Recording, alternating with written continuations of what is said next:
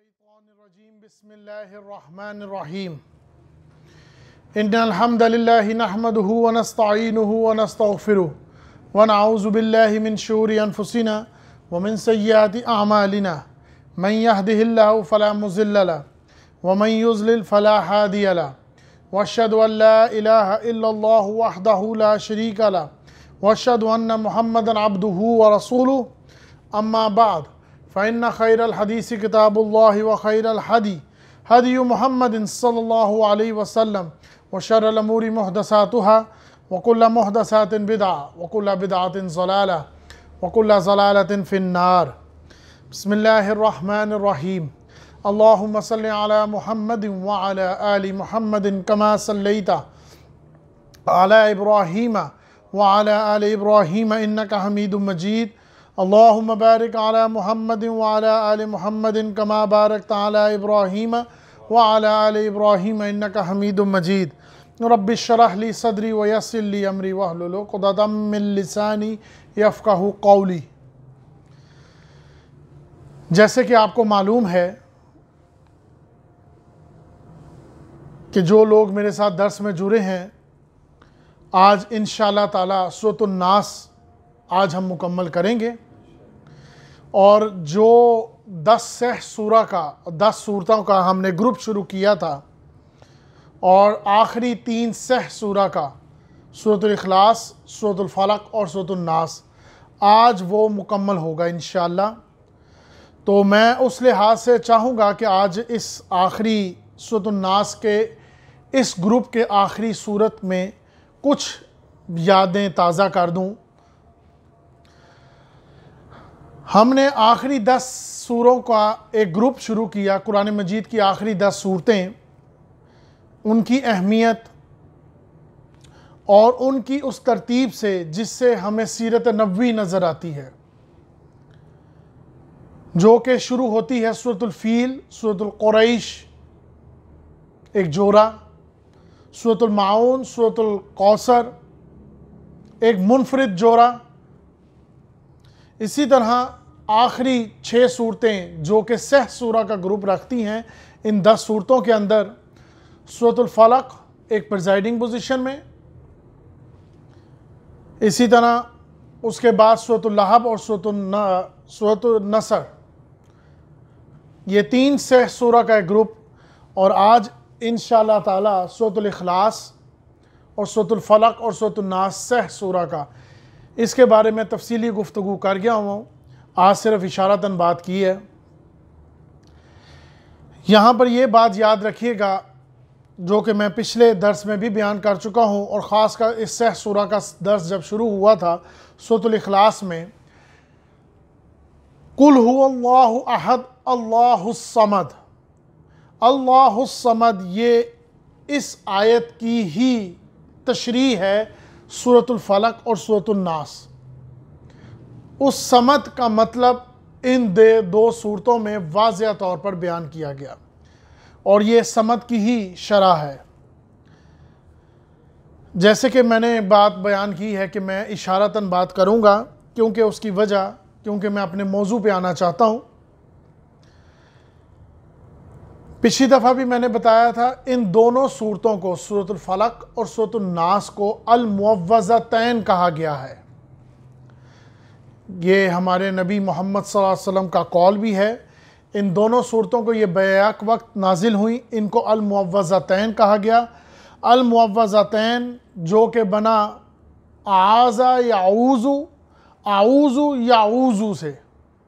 المعوذتین کا مطلب کیا ہے؟ اعاذ یعوذ سے مل کر بنا، یہ 2 مادے ہیں جن سے مل کر معوذتین بنا ہے یہ لفظ.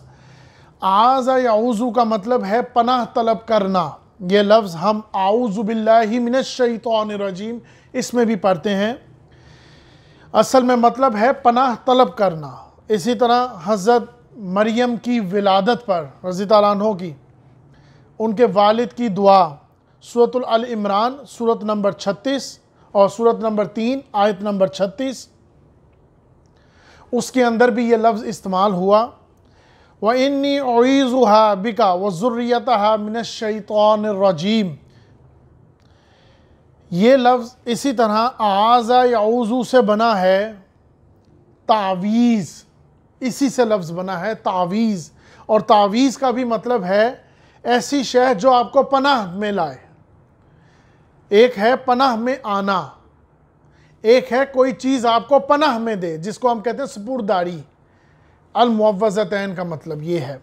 اسی طرح تعویذ سے بنا ہے استعاذہ، یہ لفظ بھی، یہ سورۃ النحل سورت نمبر 16 آیت نمبر 98، فَإِذَا قَرَأْتَ الْقُرْآنَ فَاسْتَعِذْ بِاللَّهِ مِنَ الشَّيْطَانِ الرَّجِيمِ۔ اسی طرح یہ اعاذ یعوذ سے بنا ہے تعویذ اور استعاذہ، مطلب پناہ طلب کرنا، اور اسی سے مل کر بنا ہے معوذتین۔ ان دونوں صورتوں کا نام المعوذتین ہے، سورۃ الفلق اور سورۃ الناس۔ اس کا مطلب ہے دو ایسی صورتیں جو آپ کو پناہ میں دیتی ہیں۔ کس کے؟ اللہ کے۔ یہ پناہ نہیں دیتی، یہ اکثر لوگوں کا سوچ غلط پہ آ گئی ہے۔ یہ دونوں صورتیں پناہ نہیں دیتی، یہ پناہ میں دیتی ہیں، سپرداری کرتی ہیں، کسی کے حوالے کرتی ہیں۔ اس کے علاوہ میں نے پچھلی بیان میں بھی یہ بات بتائی تھی کہ یہ نمایاں ترین جورا ہے قرآن مجید کے اندر، جیسے قل اعوذ برب الناس، قل اعوذ برب الفلق، یعنی کہ ایک جیسا نام جورے کے لحاظ سے۔ اسی طرح سورۃ البقرہ اور سورۃ آل عمران، اس کو بھی نام دیا گیا ہے الزہراوین، دو انتہائی تابناک روشن صورتیں، مگر یہ لفظ عام نہیں ہے۔ میں اصل میں مطالعہ کے طور پر آپ کو لفظ بتا رہا ہوں۔ تو نمایاں ترین صورتیں ہیں قرآن مجید میں جوروں کے لحاظ سے، جیسے کہ میں نے پہلے بھی بیان کی تھی، بہت سے جورے، اس کے اوپر میں تفصیلی بحث کر چکا ہوں، مگر سورۃ الفلق اور سورۃ الناس بہت نمایاں ترین جورا، اور ہر نسبت اس میں واضح ہے۔ اس میں تینوں نسبتیں ہیں۔ پہلی نسبت مشابہ کی نسبت، جو کہ میں نے آپ کو بتائی ہے، قل اعوذ برب الفلق اور قل اعوذ برب الناس، ایک جیسے لفظ۔ اسی طرح اس میں ایک نسبت ہے کمپلیمنٹری نسبت، یعنی کہ یہ دونوں صورتیں مل کر کسی ایک موضوع کو واضح کر رہی ہیں، اور وہ موضوع ہے شر کا۔ قل اعوذ برب الفلق من شر ما خلق ومن شر غاسق اذا وقب ومن شر النفاثات فی العقد۔ اسی طرح قل اعوذ برب الناس ملک الناس الہ الناس من شر الوسواس الخناس۔ یہ دونوں صورتیں مل کر ایک موضوع کے یعنی کہ وہ شر، اس شر کو واضح کر رہی ہیں دونوں زاویے سے۔ اور وہ شر کون سے ہیں؟ شر کی میں نے پچھلی دفعہ دو قسمیں بتائی تھی۔ ایک ہوتا ہے خارجی شر، ایک ہوتا ہے نفس کا شر۔ خارجی شر جیسے کہ آپ پر کسی نے کوئی حملہ کیا اور آپ کے جسم پر کوئی نقصان ہو گیا، کوئی کٹ لگ گیا، کوئی زخم آ گیا، کسی نے جادو سے حملہ کیا، کسی نے کوئی حسد حملہ کیا، یہ ہے باہر سے حملہ ہونے والی چیزیں، ان کو بولتے ہیں خارجی حملہ، خارجی شر۔ اس کا ذکر سورۃ الفلق کے اندر واضح طور پر میں بیان کر چکا ہوں، اور ہر پہلو کو بھی بیان کیا۔ اسی طرح نفس کا شر سورۃ الناس میں آ رہا ہے، یعنی کہ شر کی جو دو قسمیں ہیں، ایک قسم سورۃ الفلق میں بیان ہوئی ہے اور ایک قسم سورۃ الناس میں بیان ہوئی ہے۔ مگر یہاں پر ایک بات نوٹ رکھیے گا، یاد رکھیے گا، وہاں پر شر کی تین اور مزید شرح بیان ہوئی۔ قل اعوذ برب الفلق من شر ما خلق ومن شر غاسق اذا وقب ومن شر النفاثات فی العقد ومن شر حاسد اذا حسد۔ یہاں پر ایک شر بیان ہوئی، قل اعوذ برب الناس ملک الناس الہ الناس من شر الوسواس الخناس۔ یہاں پر چار شر کی بیان ہوئی اور یہاں ایک شر۔ اس کی وجہ یہ ہے کہ یہ جو ایک شر ہے ان چار شر سے بھاری ہے۔ یہاں پر جو چار شر بیان کیے گئے وہ برابر ہیں اس ایک شر کے جو سورۃ الناس میں بیان ہوا۔ اس کا مطلب یہ ہے کہ یہ اہم ترین شر ہے جو یہاں پر بیان ہوا، کیونکہ اس کے مقابلے میں یہاں پر ایک شر کا حصہ ہے اور وہاں چار شر بیان ہو رہے ہیں، اور یہاں پر اس شر کو بیان کیا گیا وہ ہے شر نفس امارہ کی طرف۔ اشارہ ہے نفس امارہ کی طرف، اپنی خواہشات، اپنی شہوتیں، اپنی خواہشات، اپنی جو تمہاری شہوتیں ہیں اس کی طرف اشارہ ہو رہا ہے، اور شیطان کے اس وسوسے کی طرف اشارہ ہو رہا ہے۔ تو یہاں پر وہ نسبت بھی ہے۔ اسی طرح ریسیپروکل نسبت، سورۃ الفلق کے اندر ایک آیت ہے مستعاذ بھی، مانگا جا رہا ہے، جس کی پناہ میں آیا جا رہا ہے، قل اعوذ برب الفلق، جس کی پناہ طلب کی جا رہی ہے،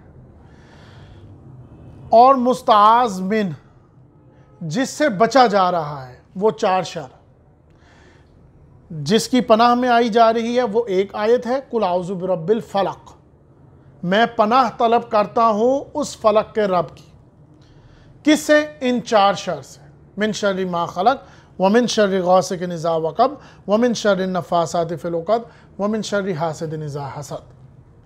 اور سورۃ الناس میں اس کے برعکس ہے، وہ کیا؟ وہاں مستعاذ بھی، وہاں پر جو مستعاذ بھی ہے وہ 3 آیات ہے، یہاں پر ایک آیت تھی، وہاں 3 آیتیں ہیں۔ کون سی؟ قل اعوذ برب الناس، ملک الناس، الہ الناس۔ اور کس شر سے بچا جا رہا ہے؟ من شر الوسواس الخناس، ایک شر سے۔ یہاں پر 4 شر اور ایک پناہ، یہاں پر 3 پناہ اور ایک شر۔ اس کا مطلب یہ ہے کہ یہ شر کو زیادہ ہوگا، اس وجہ سے یہاں پر یہ بات بھی یاد رکھے گا۔ اسی طرح میں نے یہاں پر یہ بھی بیان کیا تھا کہ سورۃ الفلق اور سورۃ الناس کا زمانہ نزول کیا ہے، اس پر اختلاف ہے کہ یہ مکی صورتیں ہیں، اور اس پر یہ بھی اختلاف ہے کہ یہ مدنی صورتیں ہیں، مگر میں نے یہ دلیل پختہ طور پر بیان کر دی تھی کہ یہ مدنی صورتیں ہیں، بلکہ یہ مدنی صورتوں کے بھی آخر کے دور میں نازل ہوئیں۔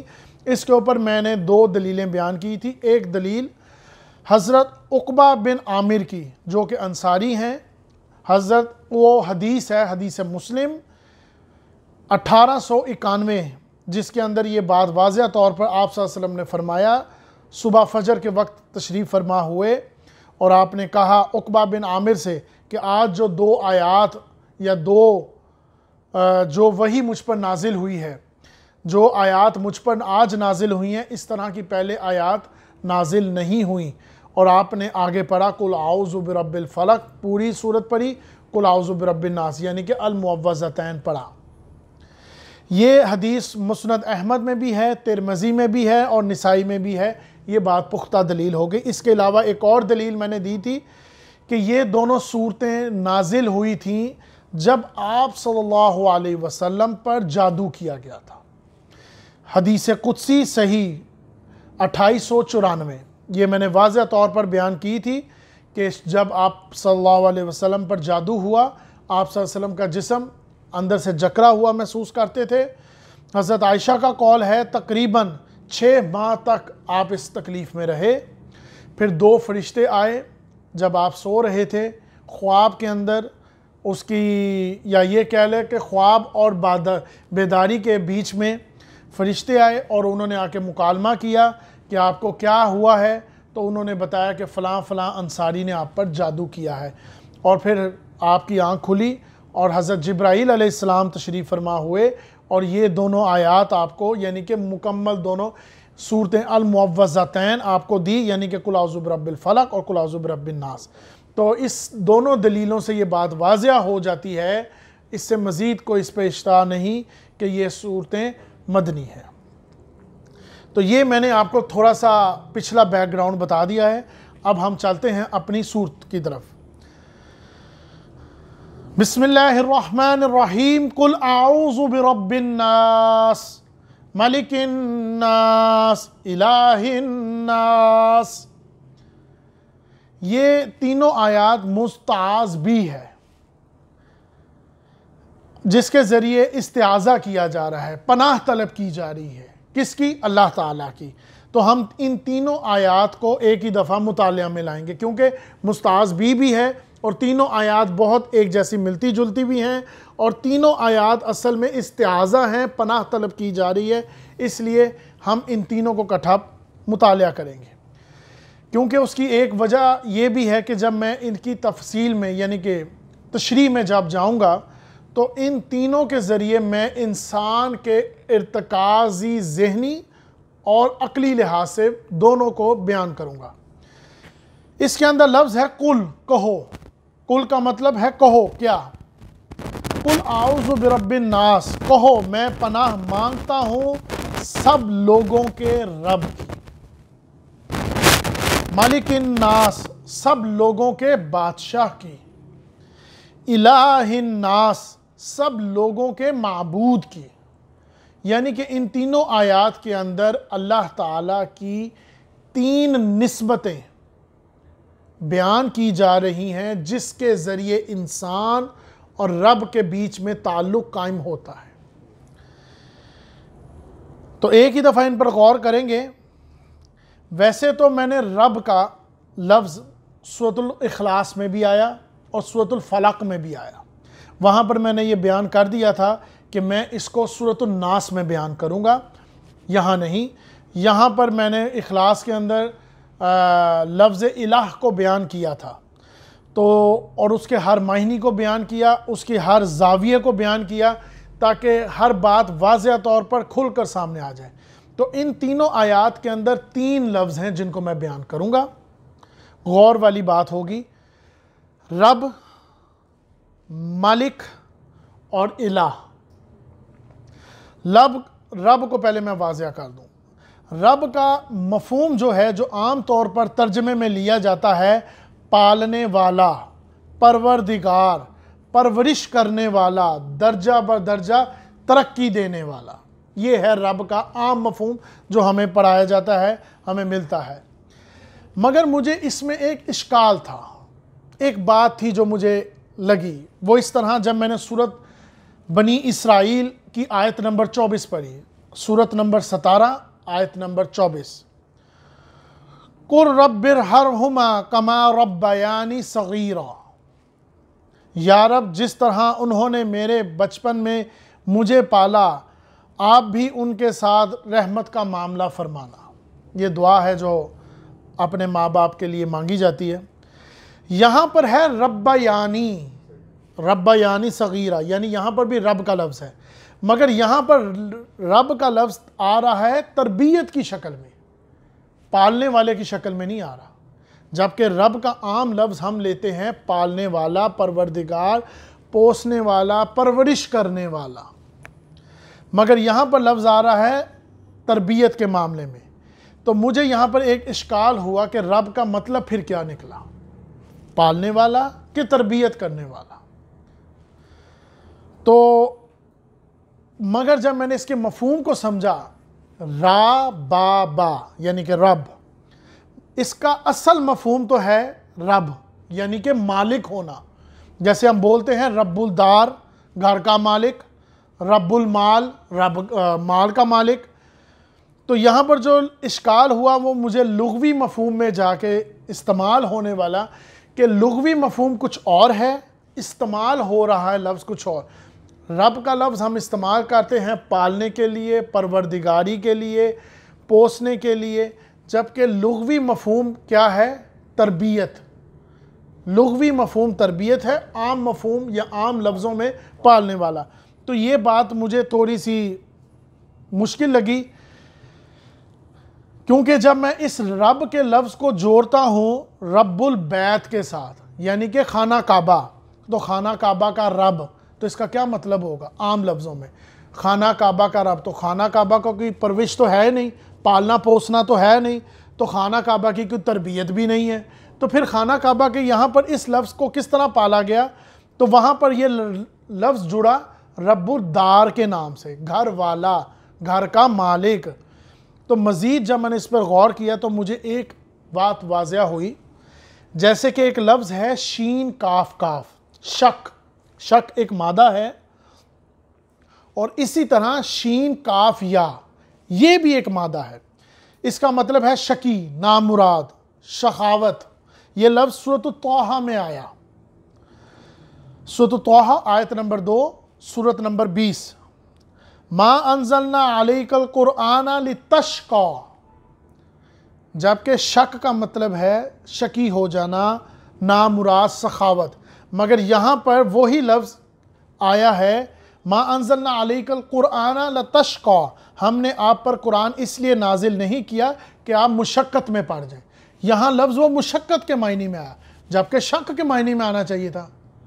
تشقا وہی کاف لفظ ہے، شین کاف کاف، اور یہاں پر شین کاف یا ہے، تو اس کا مطلب کیا ہوا کہ اشکال ہے۔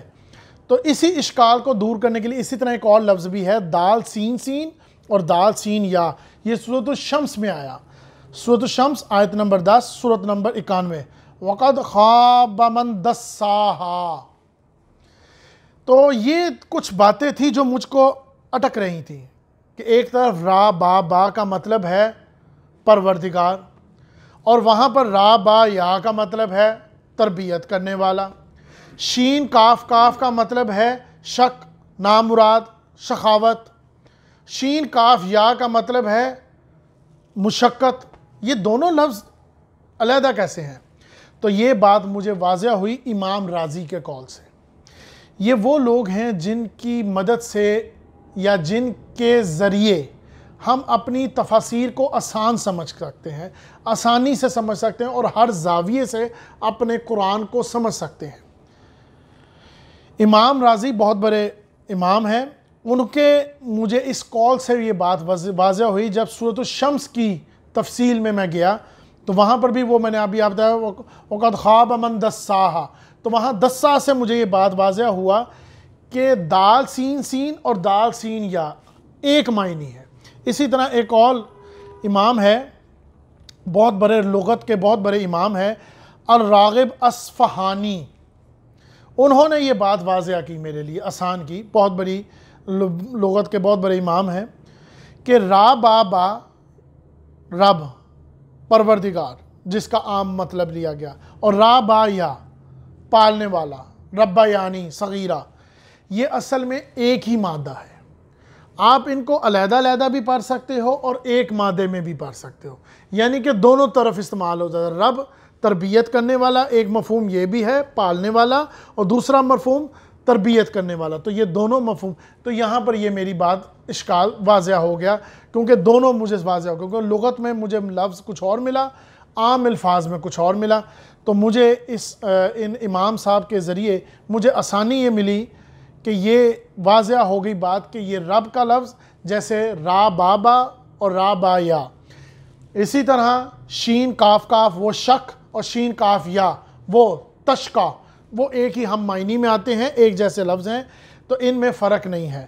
تو اسی طرح رب کا مطلب پالنے والا بھی ہے، اور رب کا مطلب تربیت کرنے والا، درجہ بدرجہ ترقی دینے والا، درجہ بدرجہ اس کو ترقی دیتے ہوئے اس کے اس نقطہ عروج پر پہنچانے والا، دونوں چیزیں ایک ہی ہیں۔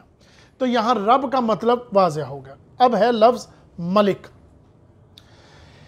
ملک کے ہم 3 لفظ سنتے ہیں، ملکیت، مالکیت اور ملکیت۔ ملکیت، مالکیت اور ملکیت، یہ تینوں لفظوں میں فرق ہے۔ لام یہ، کاف یہ، تا، اسی طرح میم الف لام کاف یا تا، مالکیت، اور اسی طرح میم لام یا کاف یا تا، ملکیت۔ اصل میں یہ ایک ہی مادہ ہے تینوں لفظوں کا۔ اگر میں ان کے لفظوں کا مفہوم بیان کروں تو تینوں میں فرق ہے۔ ملکیت علیحدگی ہے، بادشاہ، ملکیت بات کرتی ہے بادشاہ کی طرف، بادشاہ ملکیت رکھتا ہے، اب وہ جو چاہے کر سکتا ہے۔ اسی طرح مالکیت اس میں فرق ہے۔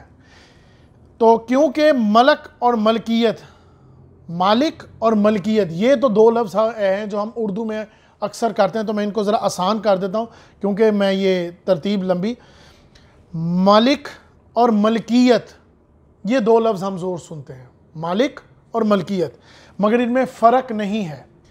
دونوں لفظ ہم معنی ہیں، ایک ہی معنی میں ہے، اس میں کوئی خاص فرق نہیں ہے۔ اصل میں یہ وہی تصور کو واضح کرتا ہے، بادشاہ کے اس تصور کو۔ یہ تینوں لفظ ایک ہی میں ہی آتے ہیں۔ جس چیز کے آپ مالک ہوں گے उस चीज़ के आप बादशाह होंगे, और जिस चीज़ के आप बादशाह होंगे आप उस चीज़ के ऊपर मलकियत रखते होंगे। तो बात एक ही है, इख्तियार हासिल होना, जो चाहूँ मैं इसके साथ कर सकूँ, ये उसी के ज़िम्मन में आता है। तो मलकियत और मलिक एक में ही आता है, मालिक होना या मलकियत हासिल होना एक ही लफ्ज़ आता है। इसी तरह तीसरा लफ्ज़ है इलाह। इलाह के बारे में मैं सूरतुल इखलास में मुकम्मल तौर पर बयान कर चुका हूँ हर जाविये से, तो इस वजह से मैं इसको यहाँ पर नहीं बयान कर रहा। असल बात पे आता हूँ। ये तो मैंने आपको इन तीनों लफ्ज़ों के मादे बयान कर दिए, इनके मतलब। ये तीनों लफ्ज़ की क्या निस्बत है इंसान के नफ्सियाती और अकल के लिहाज के साथ, मादे में निस्बत क्या है। नफ्सियाती मामला इंसान का कुछ और होता है, अकल के लिहाज से मादा कुछ और होता है। इन तीनों में क्या मामला है जो जुड़ता है इंसान के साथ। और बड़ी अहम बात यह है कि सूरतुन नास, जो कि कुरान मजीद की आखिरी सूरत है, इसके अंदर अल्लाह ताला ने इन तीन लफ्ज़ों की निस्बत इंसान के साथ क्या मामला पेश फरमाया, ये वो मेन और असल बात है जिस पे मैं लाना चाह रहा हूँ। जो हम पढ़ चुके हैं, रब यानी कि रबूबियत, मलिक मलकियत और इलाह, ये तीन लफ्ज़ यहाँ पर नोट कर लें कि अगर हम असल में गौर करें तो हमें ये मालूम होगा ये तीन मंजिलें हैं जो इंसान को जोड़ती हैं अपने रब के साथ। या मैं दूसरे अल्फाज में कहूँ तो ये दूरबीनें हैं जिनके ज़रिए आप देख पाते हैं, पहुँच पाते हैं अपने रब तक। पहले तो मैं इन तीनों लफ्ज़ों को जोड़ूंगा इंसान की नफ्सियाती मामलात के साथ, नफ्सियाती इर्तिकास के साथ, नफ्सियाती ज़हनी मामलात के साथ। नफ्सियाती मामला सबसे पहला, जब बच्चा पैदा होता है, बचपन, ये उसका नफ्सियाती पहला मामला है, नफ्सियाती इर्तिका है। क्या कि अभी उसको किसी और शय का कोई एहसास नहीं, उसको सिर्फ कोई एहतियाजात नहीं, कोई भूख, कोई मामला नहीं, दुनिया से कोई लेना देना नहीं, कोई ज़रूर, हाँ उसको भूख लगती है, अब उसकी कोई ज़रूरत है, उसको किसी की हिफाजत चाहिए। इस मामले को जो पूरा करेगा वो ही उसकी रबूबियत का मामला होगा। जैसे कि मिसाल के तौर पर भूख लगी, खाना दे दिया, माँ ने दूध दे दिया, ज़रूरत किसी चीज़ की पेश आई, माँ ने मुहैया कर दी, हिफाजत का मामला आया, माँ ने पर दे दी। अभी दुनिया से उसको कोई सरोकार नहीं, भूख लगी, दूध मिल गया, कोई साजो सामान की ज़रूरत है तो उसको जो फराहम करेगा, जो ये चीज़ें उसको पहले देगा, वही उसका मोहसिन होगा। तो लिहाजा रबूबियत का बचपन में तसव्वुर उस बच्चे का सिर्फ अपने वालिदैन के साथ होता है, क्योंकि उसको जो भी ज़रूरियात है उसकी पूरी हो रही हैं। भूख लगी, खाना मिल रहा है, हिफाजत मिल रही है, कोई साजो सामान है हिफाजत का, ज़िंदगी गुजारने का, तो सारा कुछ जो उसको दे रहा है वो उसका मोहसिन है। और मोहसिन कौन है? उसके वालिदैन। तो बचपन में रबूबियत का जितना भी तसव्वुर है, रबूबियत का जितना भी तसव्वुर है वो उसके वालिदैन के साथ मुंसलिक है। असल में मैं ये कह सकता हूँ वो इसका रब है, क्योंकि उसको अभी दुनिया से कोई सरोकार नहीं। तो उसके लिए रब कौन हुआ? जो सारा कुछ दे रहा है, भूख के लिए खाना दे रहा है, प्यास के लिए पानी दे रहा है, रहने के लिए छत दे रहा है, सारे सरो सामान पेश कर रहा है, वही उसका मोहसिन है, वही उसका रब है। तो लफ्ज़ी लिहाज से वही उसका रब हो गया। तो रबूबियत का पहला ताल्लुक इंसान का नफ्सियाती ज़हन में कुल आउज़ु बिरब्बिन नास को, या उसका जुड़ गया वालिदैन के साथ। अब इस तसव्वुर से वो आगे बढ़ता है, थोड़ा बड़ा होता है। वैसे तो मैं ये बात आसानी से भी कह सकता हूँ कि अगर आप अपने माजी में गौर करें तो आपको ये बात बड़ी आसानी से पता लग जाएगी मलकियत के बारे में। जैसे कि जैसे बच्चा बड़ा होता है तो वो क्या कहता है? ये मेरा खिलौना है। जैसे ही बचपन से वो अपनी उस कदम पर आता है जहाँ पर वो चंद कदम उठा पाता है, कुछ बोल सकता है, तो वो सबसे पहले ये मेरा कमरा है, ये मेरा खिलौना है, मेरा सामान है, मेरी चेयर है, मेरी कुर्सी है, ये मेरा मामला है, तो ये मेरा हक है, इस पर मेरा हक है। तो मैं अगर चाहूँ तो ये खिलौना उसको दूँ तो दे सकता हूँ। کوئی اور میرے کھلونے کو میری اجازت کے بغیر ہاتھ نہیں لگائے گا۔ یہ ملکیت کا تصور اس کے اندر پہلا اجاگر ہوتا ہے اس بچپن کے بعد۔ دوسرا تصور ملکیت کا، ملک الناس کا، وہ ملکیت کا معاملہ اس میں شعور پیدا ہوتا ہے کہ میری چیز ہے، میری معاملات، میں اس کو ہاتھ لگانے کی اجازت دوں تو دوں، ورنہ کوئی اور اس کو ہاتھ نہ لگائے، میرا ملکیت ہے اور میرا اس پر پورا اختیار ہے۔ اور یہی ملکیت کا معاملہ تھوڑا سا اور بڑھتا ہے تو میرا گھر، میرا مال، میری قوم، میرے اختیارات ذرا بڑھ جاتا ہے تو یہی تو ہوتا ہے۔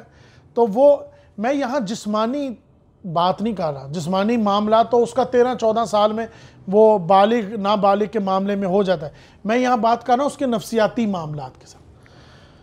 جب اس سے بھی اوپر آتا ہے تیسرے درجے پر، تیسری سٹیج پر، تیسری دوربین پر، تو وہ دیکھتا ہے نفسیاتی شعور۔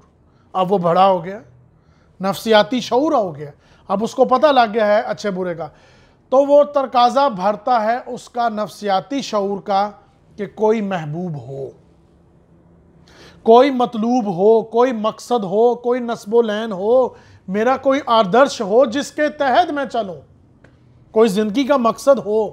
بچپن تو ہو گیا میری ربوبیت، میری ماں باپ، جیسے ہی بھرا ہوا میرا گھر، میرا ماں، میرا سامان۔ اب جیسے ہی اس سے بھی بھر کر آگے آیا تو وہ کیا دیکھے گا؟ وہ دیکھے گا کہ کوئی مقصد ہو، کوئی محبوب ہو، کوئی مطلوب ہو، کوئی نسب العین ہو، کوئی آدرش ہو، کوئی چیز ہو جس کے لیے میں جیوں، کوئی ہو جس کے لیے میں مر جاؤں۔ زندگی صرف زندگی گزارنا نہیں، زندگی کسی مقصد کے تحت ہو۔ یہ شعور بڑھتا ہے نفسیاتی تقاضے میں، اور یہ ہر انسان کا ہوتا ہے۔ اس مقصد کے تحت وہ زندگی نہیں گزار رہا، ایسا نہیں ہے کہ بغیر مقصد کے کوئی زندگی گزار رہا۔ کوئی نہ کوئی شخص، بلکہ کوئی کیا لفظ میرا نہیں بولتا، ہر انسان کسی نہ کسی مقصد کے تحت زندگی گزارتا ہے۔ کوئی دوست ہو، کوئی بندہ ہو جس سے میں محبت کروں، جس سے میں باتیں کروں، جس کے ساتھ میں رہوں، کوئی ہو جس کے لیے میں کچھ قربان کر دوں۔ یہ انسان کی فطرتی انسان کی پکار ہے جو ہمیشہ رہتی ہے۔ ایسا نہیں ہے کہ وہ اس کے بغیر زندگی گزارے۔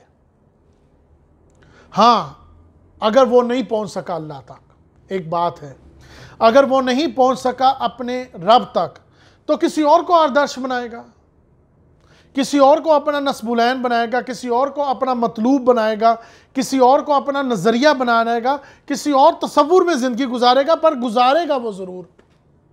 جیسے ایک مثال ہے، وطن کی خاطر زندہ رہتا ہے، وطن کی خاطر مر جاتا ہے، وطن کی خاطر کیا کچھ کر جاتا ہے، تو کسی نہ کسی کو وہ ضرورت ضرور بنائے گا، ایسا نہیں ہے کہ وہ نہ بنائے۔ تو یہاں اصل میں اس نفسیاتی معاملات کی 3 منزلیں، 3 سٹیجیں بیان کی گئی۔ پہلی سٹیج کیا تھی؟ میری ضرورت، میرا رہنا، میری حفاظت، میری مدد، کوئی حمایت کرنے والا ہو، میری مدد کرنے والا ہو، وہ کون ہے؟ یہ پہلی سٹیج۔ دوسری سٹیج ملکیت، جس کے بارے میں سورۃ الحدید میں بھی آیا ہے، سورۃ الحدید آیت نمبر 20، سورۃ نمبر 57۔ اعلموا انما الحیات الدنیا لعب ولہو وزینۃ وتکفر۔ خوب سمجھ لو کہ اس دنیا والی زندگی کی حقیقت بس یہی ہے کہ وہ نام ہے کھیل کود کا، ظاہری سجاوٹ کا، تمہارے ایک دوسرے پر فخر کر جانے کا، اور مال اور اولاد میں ایک دوسرے سے آگے بڑھنے کی کوشش کا۔ یہی ہے تمہاری دنیا، اور کیا ہے؟ دنیا کی تقاضا وَتَقَاضٌ بَيْنَكُمْ وَتَقَاصُرٌ فِي الْأَمْوَالِ وَالْأَوْلَادِ، اور کیا ہے دنیا تمہارے لیے؟ اور کیا ہے؟ کھیل کود ہی ہے، تماشا ہے۔ یا پھر ذرا تھوڑی سی غور و فکر کرے تو ایک دوسرے سے آگے بڑھنے کی کوشش ہے، مال و دولت میں، اولاد میں آگے بڑھنے کی کوشش ہے۔ تو اصل میں یہاں پر اسی کی طرف اشارہ ہو رہا ہے، میری ملکیت، میرا مال، میری دولت، میرا ساز و سامان، میرا اختیار، میں اس پہ اختیار رکھتا ہوں۔ یہ ہے دوسری منزل۔ اور تیسری منزل، اب کوئی مقصد ہو جس کے تحت میں زندگی گزاروں، جس کے تحت میں چلوں، کوئی نسب العین ہو، کوئی محبوب ہو، کوئی مطلوب ہو۔ یہ ہیں 3 منزلیں جو انسان کے نفسیاتی ارتکاز کو پہنچاتی ہیں اپنے رب تک یا ربوبیت کے معاملے تک۔ اگر انہی 3 لفظوں کو، اب میں لانا چاہ رہا ہوں اصل بات پر، اگر انہی 3 لفظوں کو انسان کے عقل کی پختگی کے ساتھ جوڑ دیا جائے، یعنی کہ پہلے تو میں نے آپ کو بتا دی بچپن سے لے کر اوپر تک وہ تھی انسان کی نفسیاتی پختگی، اگر انسان کے عقل کی پختگی کے ساتھ جوڑ دوں ان تینوں لفظوں کو، جو کہ مفسرین نے جوڑا کہ ان 3 لفظوں کا اصل میں یہاں مطلب ہے کیا، اگر آپ کی عقل کی پختگی اس مقام تک پہنچ جائے تو پھر یہ 3 لفظ کیا کریں گے، یہ 3 آیات آپ کے لیے کیا کام سر انجام دیں گی، رب کے ساتھ آپ کا کیا معاملہ جڑے گا۔ پہلی چیز، اب میں بات کروں گا عقل کی پختگی کے لیے، تو یہ بات ذرا نوٹ رکھیے گا۔ عقل کی پختگی ان تمام سٹیجوں سے ہوتی ہوئی آگے آ چکی ہے، اب انسان اس مقام پر آ گیا ہے کہ وہ پہچان چکا ہے اپنے اس رب کو، اپنے اس مالک کو۔ اب یہ 3 آیات کیا کریں گی؟ اگر انسان یہ پہچان لے کہ میری یہ جتنی ضروریات زندگی تھی، جو بے شمار معاملات بے شمار سلسلوں سے ہوتی ہوئی آئی، یہ خوراک، یہ سورج، یہ بارش، یہ فصلیں، یہ تمام معاملات، یہ سلسلہ اسباب ان سے ہوتی ہوئی آئی، تو ایک دم وہ چھلانگ لگاتا ہے اس رب کی طرف، جو وہ 3 سٹیجیں میں نے بیان کی، اب انہی 3 سٹیجوں سے وہ ایک دم چھلانگ لگاتا ہے اوپر کی طرف، مسبب الاسباب، یعنی کہ اس اصل معبود کی طرف اشارہ کر رہا ہوں کہ مسبب الاسباب کی طرف، کہ یہ سارا سلسلہ اسباب اصل میں کسی ایک ہستی کے ہاتھ میں ہے، وہ بچپن کا تصور، وہ ملکیت کا تصور، اور اس سے اوپر بلند بات کوئی نصب العین، ان تینوں معاملات سے وہ ایک دم چھلانگ لگاتا ہے اور پہنچ جاتا ہے اوپر کہ والدین کی ربوبیت کا جو تصور میرے پاس بچپن میں تھا، یہ اس سے آگے نکل چکا ہے، کہ یہ جتنا سلسلہ اسباب ہے، جتنے یہ معاملات ہیں، اصل میں یہ کسی ایک ہستی کے ہاتھ میں ہے، یہ اس طرف چھلانگ لگاتا ہے۔ اور جب یہ تصور اس کے پاس واضح ہو جائے، کون سا؟ برب الناس کا، رب کا، تو اسی طرح یہ لفظ آپ نے دیکھا ہوگا، یہ لفظ آیا ہے سورۃ الفاتحہ میں بھی، الحمدللہ رب العالمین، وہاں پر ہے قل اعوذ برب الناس۔ یہاں یہ بات نوٹ کر لیں کہ قرآن میں جب رب کا لفظ آیا ہے، پہلے رب کا نام آیا ہے رب، پھر آگے نام آیا ہے، جیسے کہ سورۃ البقرہ میں بھی، سورۃ البقرہ آیت نمبر 21، سورۃ نمبر 2، یا ایھا الناس اعبدوا ربکم الذی خلقکم، یہاں پر بھی رب کا لفظ پہلے آیا۔ اسی طرح سورۃ العلق، پہلی وحی جو نازل ہوئی، پہلی سورت، اقرأ بسم ربک الذی خلق، اقرأ بسم ربک الذی خلق، پر اپنے رب کے نام سے، یہاں پر بھی رب کا لفظ پہلے آیا، تو برب الناس، تو یہاں اصل میں انسان کے ذہن میں جو سب سے پہلے تصور بیٹھتا ہے وہ ہے ربوبیت کا، کوئی رب کا، اپنی احتیاجات کا، اپنی ضروریات کا، عقل کا وہ معاملہ جو کہ سائنس نے تو بیان کر دیا تھا، وہ کیا تھا عقل کا معاملہ؟ کہ بارش پیدا ہوئی ہے، اب وہ پانی بھرا، اوپر سے دھوپ بڑی، بخارات کی شکل اختیار کی، بھاپ اوپر گئی، وہ پانی، یہ سائنس نے تو ہر معاملہ بیان کر دیا اس کا کہ یہ بارش اصل میں بخارات سے ہو رہی ہے، مگر جب انسان کی پختگی اس معاملے پہ پہنچتی ہے کہ یہ سارا معاملہ اسباب کس کے ہاتھ میں ہے، تو وہ ایک دم چھلانگ لگاتا ہے ان تمام معاملات سے اوپر کی طرف، کہ اصل میں وہ ربوبیت جو میں بچپن میں تصور لے کے جا رہا تھا، نہیں، اصل تصور میرے رب کا ہے جس نے ان کے ذریعے مجھے یہ معاملات پہنچائے۔ تو وہ پورا سلسلہ اسباب اللہ کسی کے قدرت ہاتھ میں ہے، قبضے قدرت میں ہے، اور تو یہ نتیجہ وہ پھر نکالتا ہے ان تمام سوالوں کا کہ برب الناس، بے شک رب ہے سب لوگوں کا۔ اسی طرح جب یہ لفظ ملکیت کا آتا ہے اس کے ذہن میں، اس عقل کے وہ پہلے سوچ رہا تھا میری میز، میری کرسی، میرا مکان، میرا سامان، میرا قبیلہ، میرا ملک، میری قوم، میرے اختیارات، میری حکومت۔ اب وہ یہاں سے چھلانگ لگاتا ہے اوپر کی طرف، کہ جب اس کی رسائی اوپر کی طرف ہو جاتی ہے، پہلے یہ تصور تھا، اب اس رسائی سے اوپر جاتا ہے، تو ملک الناس، اصل بادشاہت حقیقت صرف اللہ ہے، جس کے پاس سارے اختیارات ہیں، ہمارے پاس کوئی اختیار نہیں۔ جو میں بچپن میں کہہ رہا تھا میری کرسی، میرا مکان، اور پھر جیسے ہی میں بڑا ہوا تو میرا سامان، میرا قبیلہ، میرا ملک، میرے اختیارات، میری حکومت، اسی طرح مجھے یہ معلوم ہوا کہ ملک الناس، جب میری عقل کی پختگی کا وہ دروازہ کھلا تو مجھے پتہ لگا نہیں، ملک الناس، بادشاہ حقیقی صرف اللہ ہے، سارے اختیارات اللہ کے پاس ہیں۔ یہ اسباب جو میرے نکل رہے ہیں، جو نتیجے میں نکالنا چاہتا ہوں، جیسے کہ وہ ایک سکہ ہوتا ہے نا، تو وہ اس کو پھینکتا ہے زمین پر، تو وہ چاہتا ہے کہ یہ سکہ گھومتا ہوا وہاں تک جائے، تو یہ نتیجہ جو میں نکالنا چاہتا ہوں یہ نہیں نکل سکتا جب تک اس کا عزم نہ ہو۔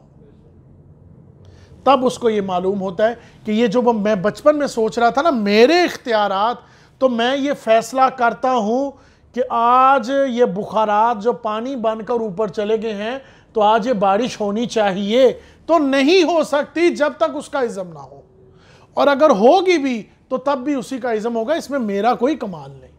تب وہ اس بات کو جانتا ہے کہ نہیں، میرے پاس کوئی اختیار نہیں، اختیارات تو اس کے پاس ہے، کیونکہ بادشاہ حقیقی وہ ہے، مختار حقیقی اللہ ہے، میرے پاس تو کچھ نہیں ہے۔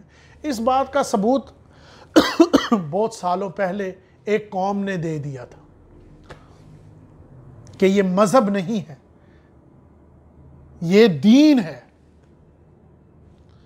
بہت سالوں پہلے اس بات کا ثبوت ایک بہت بڑی قوم نے اقرار کے ساتھ دے دیا کہ بادشاہ حقیقی اللہ ہے۔ یہ پاکستان، لا الہ الا اللہ، پاکستان کا مطلب کیا؟ لا الہ الا اللہ محمد رسول اللہ۔ بادشاہ حقیقی کون ہے؟ اللہ ہے۔ مالک وہی ہے، شہنشاہ وہی ہے، مالک قدوس اللہ ہے، اور کوئی نہیں۔ اور جو مجھے اختیارات دیے گئے ہیں یا دیے گئے تھے، وہ اختیارات دیے ہوئے تھے، وہ میرے نہیں تھے، ڈیلیگیٹڈ تھے، وہ میرے نہیں تھے، عطا کر دے تھے، وہ میرے کوئی ذاتی اختیارات نہیں تھے۔ اگر وہ میری کرسی تھی تو وہ میری کرسی میری نہیں تھی، وہ مجھے دی گئی تھی۔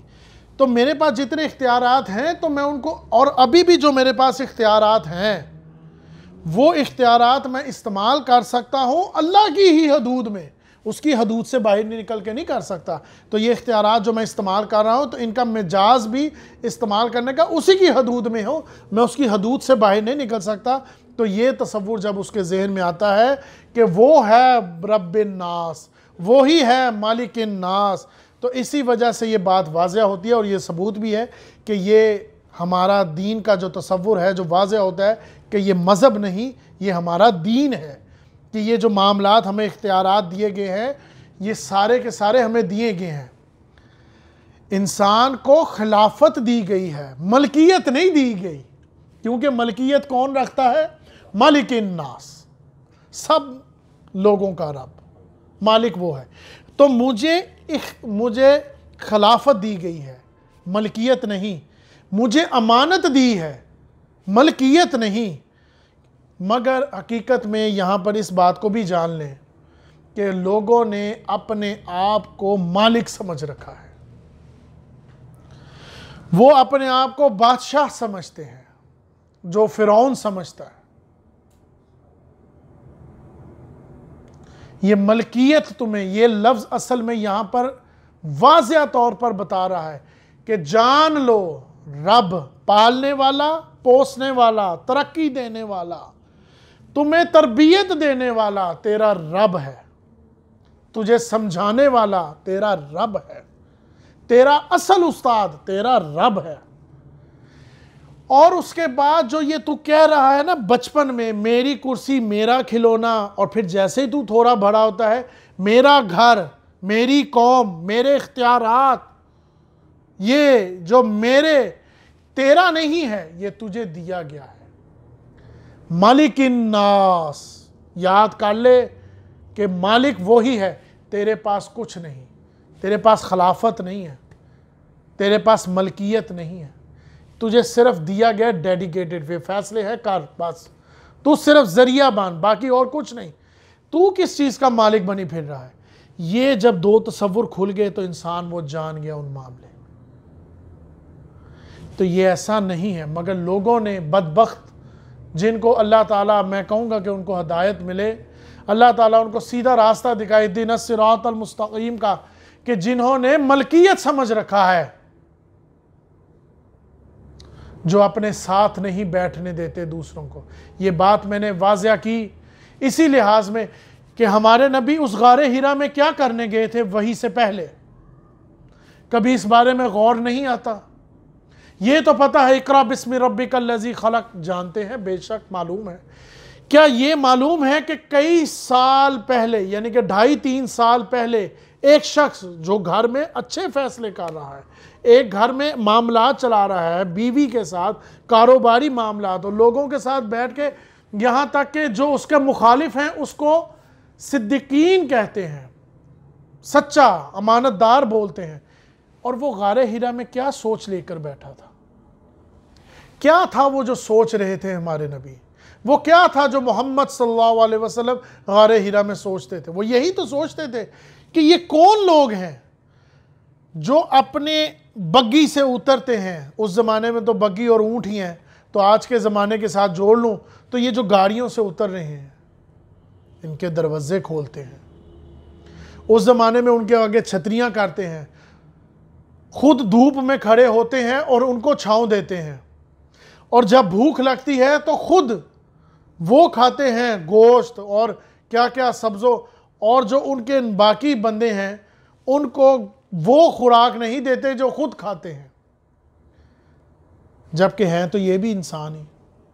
دھوپ تو ان پہ بھی پڑتی ہے، دھوپ ان پہ بھی پڑتی ہے۔ اگر اللہ نے فرق رکھنا ہوتا تو اللہ فرق نہ رکھ دیتا، تو اللہ نے تو فرق نہیں رکھا۔ تو یہ کون ہے جو انسان ایک دوسرے کے درمیان فرق رکھتے ہیں؟ ان کا نام تھا غلام۔ وہ کہتے تھے کہ یہ غلامیت نہیں ہے، غلام صرف اللہ کے ہیں، انسان انسان کا غلام نہیں ہے۔ فرعون نے بھی تو غلام بنائے نا، تو خلاقت میں پڑ گیا، کیونکہ غلام بنانے والا اپنے آپ کو کیا سمجھتا ہے؟ ملک، ربوبیت کے تقاضے میں آ جاتا ہے۔ اسی طرح انسان کسی نہ کسی لاشعوری کی وجہ سے کسی شرک میں پڑ جاتا ہے۔ یہی تو وہ سوچ رہے تھے۔ آج کے زمانے میں کیا ہو رہا ہے؟ آج کے زمانے میں غلاموں کو پتہ کیا بولتے ہیں؟ ویٹر۔ ویٹر یہاں نام لکھا ہوا ہے ان کا، پر ان کو اس نام سے نہیں پکار رہے، ان کو پکار رہے ہیں ویٹر ادھر آؤ۔ اور اگر کوئی غلطی ہو جائے ان سے سرزد تو الفاظوں کے ذریعے ان کے ساتھ زناخوری کی جاتی ہے۔ یہی تو ملکیت کا تصور ہے جس کو ختم کیا جانا ہے۔ اگر پانی ٹھنڈا آنا تھا گرم آ گیا، گرم آنا تھا ٹھنڈا آ گیا، تو آگے سے ہم کیا کہتے ہیں؟ عام انسان، کیونکہ میں یہاں پر انہیں کچھ سوالوں کا بھی جواب ایڈ کر رہا ہوں، تو کیا کہتے ہیں ان کو؟ یہ کیا کر رہے ہو؟ کہاں ہے تمہارا مینیجر؟ بلاؤ اس کو، تمہیں تمیز نہیں ہے فلاں۔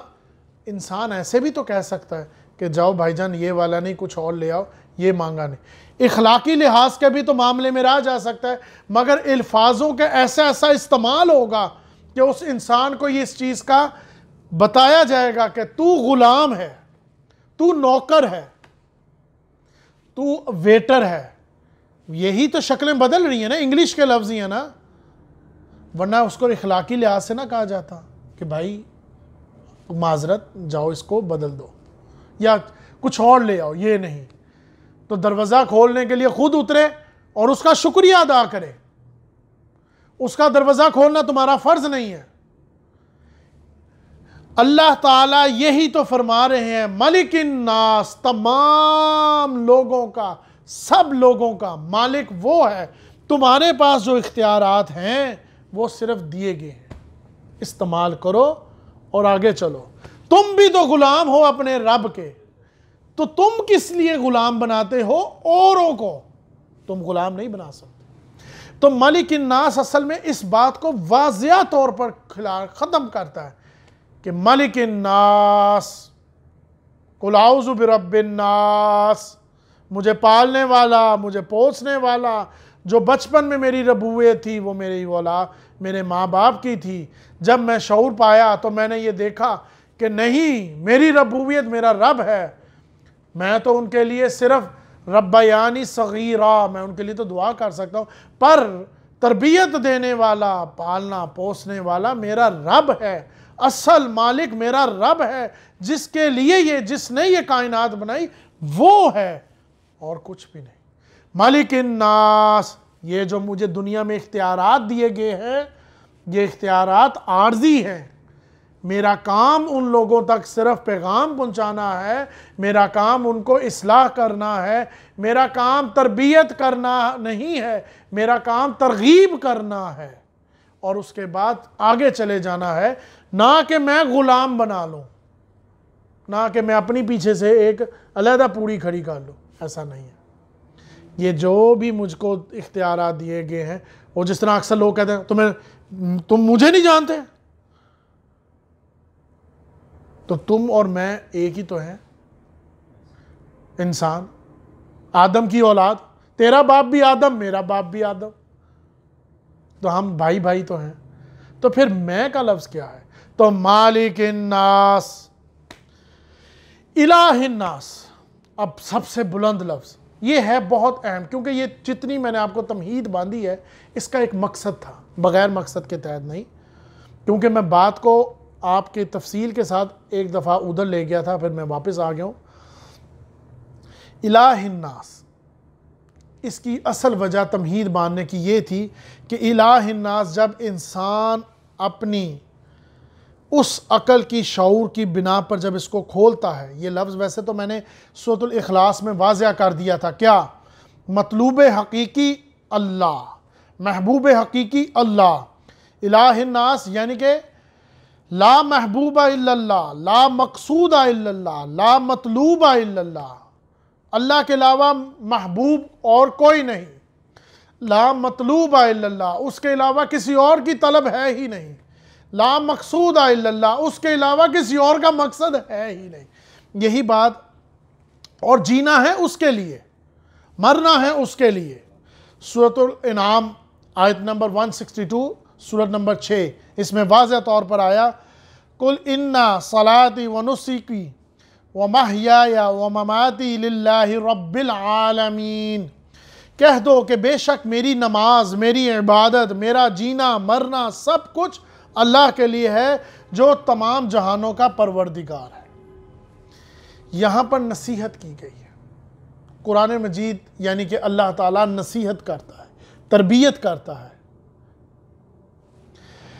بلند نسبلین، کیا وجہ ہے؟ میں تو سارا کچھ صحیح تو کر رہا ہوں، تو کیا وجہ ہے میں قرآن مجید پڑھوں؟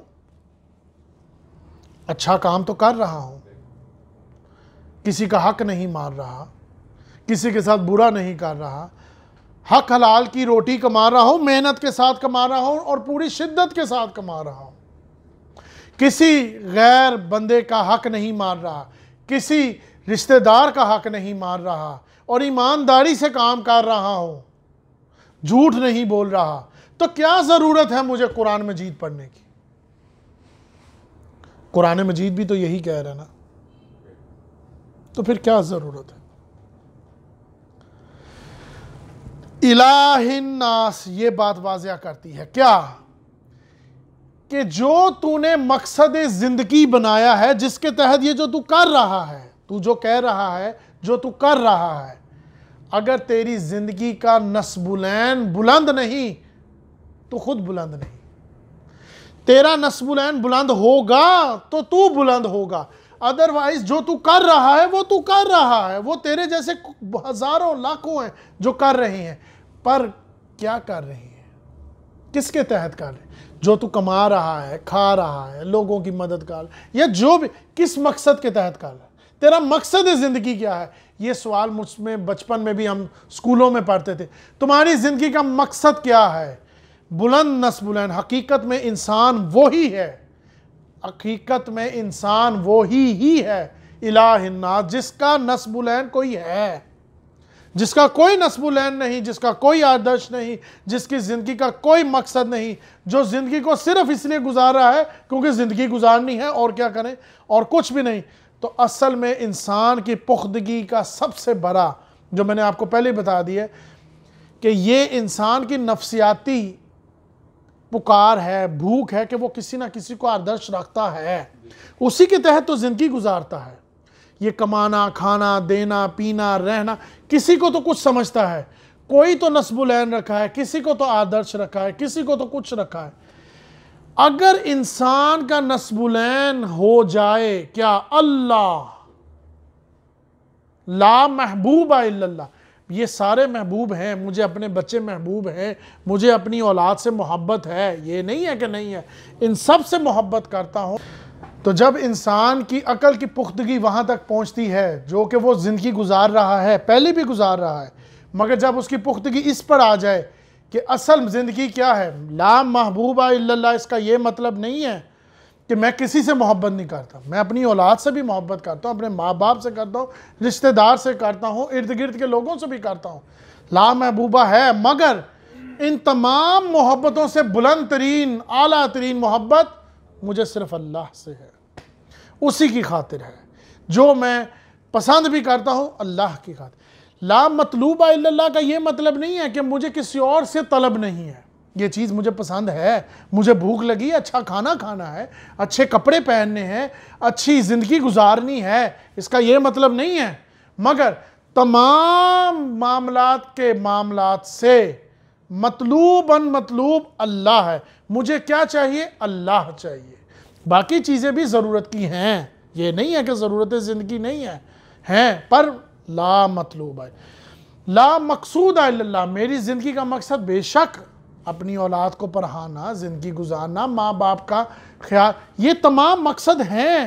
پر اگر پوچھا جائے کہ بہترین مقصد زندگی تمہارا کیا ہے، تو لا مقصود الا اللہ، میرا مقصد اس کو پانا ہے، اس کی خاطر میں مر جاؤں، میں جی ہوں، میں اسی کی خاطر سب کچھ کروں، میں ہوں کس لیے؟ لا مقصود الا اللہ. یہ میں نے توحید کے 3 درجے بیان کیے تھے. تو جب انسان کی فکر انسان کی اس منزل پر پہنچتی ہے تو یہ سب سے آخری منزل ہے لا الہ الا اللہ، مقصد الہی. تو اس کی کے بارے میں بڑی آسان الفاظ میں، کیونکہ جتنا میں نے بولا اس کے اوپر جب میں نے تھوڑا سا تحقیق کی تو مجھے ملا ایک شعر علامہ اقبال کا، اس کا مفہوم بیان کر دیتا ہوں. کمند ہوتی ہے، کمند پھینکی جاتی ہے اونچائی پہ جانے کے لیے، وہ جو رسی ہوتی ہے اس کو کمند بولتے ہیں. تو جب اس کو پھینکا جاتا ہے کس لیے؟ اونچائی پہ جانے کے. تو سب سے پہلے اپنے زور بازو سے اس کمند کو پھینکو. ہو سکتا ہے کوئی 20 فٹ اونچا پھینک دے، کوئی 30 فٹ اونچا پھینک دے، کوئی 40 فٹ اونچا پھینک دے. پہلے اپنے زور بازو سے اس کمند کو پھینکو اونچائی پر، پھر پہنچو گے تم اس اونچائی تک. پہلے اپنے ذہن کے اس ارتقاء کو کھولو، پھر اس بلندی پر پہنچ پاؤ گے تم. یہ ہے اصل مقصد. بات بتانے کا مقصد یہ ہے کہ اس رب تک، لا محبوب الا اللہ، لا مقصود الا اللہ، لا مطلوب الا اللہ تک تم تب پہنچو گے پہلے اپنے زور بازو سے وہاں تک کمند کو پھینکو، پہلے وہاں تک جانے کی پوری کوشش تو کرو، پہلے رب الناس کے اس پہلی منزل کو پار کرو کہ سارے معاملات کا رب اللہ ہے. میں کس کام کا؟ میں کون ہوں؟ میں تو کچھ بھی نہیں، میں تو مٹی سے بنا ایک گاڑا ہوں، اس میں اللہ نے اپنی روح پھونک دی تو میں چل پڑا.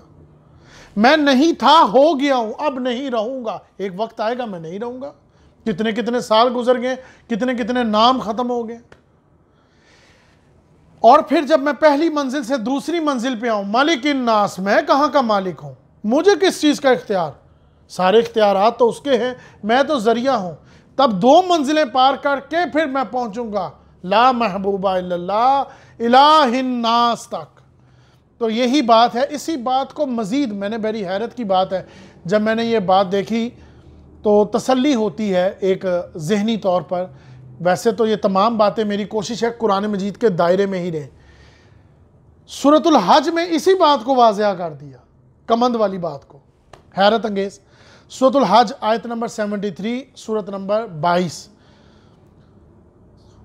ضعوف الطالب والمطلوبہ، اگر مطلوب گھٹیا ہوگا تو طالب بھی گھٹیا ہوگا۔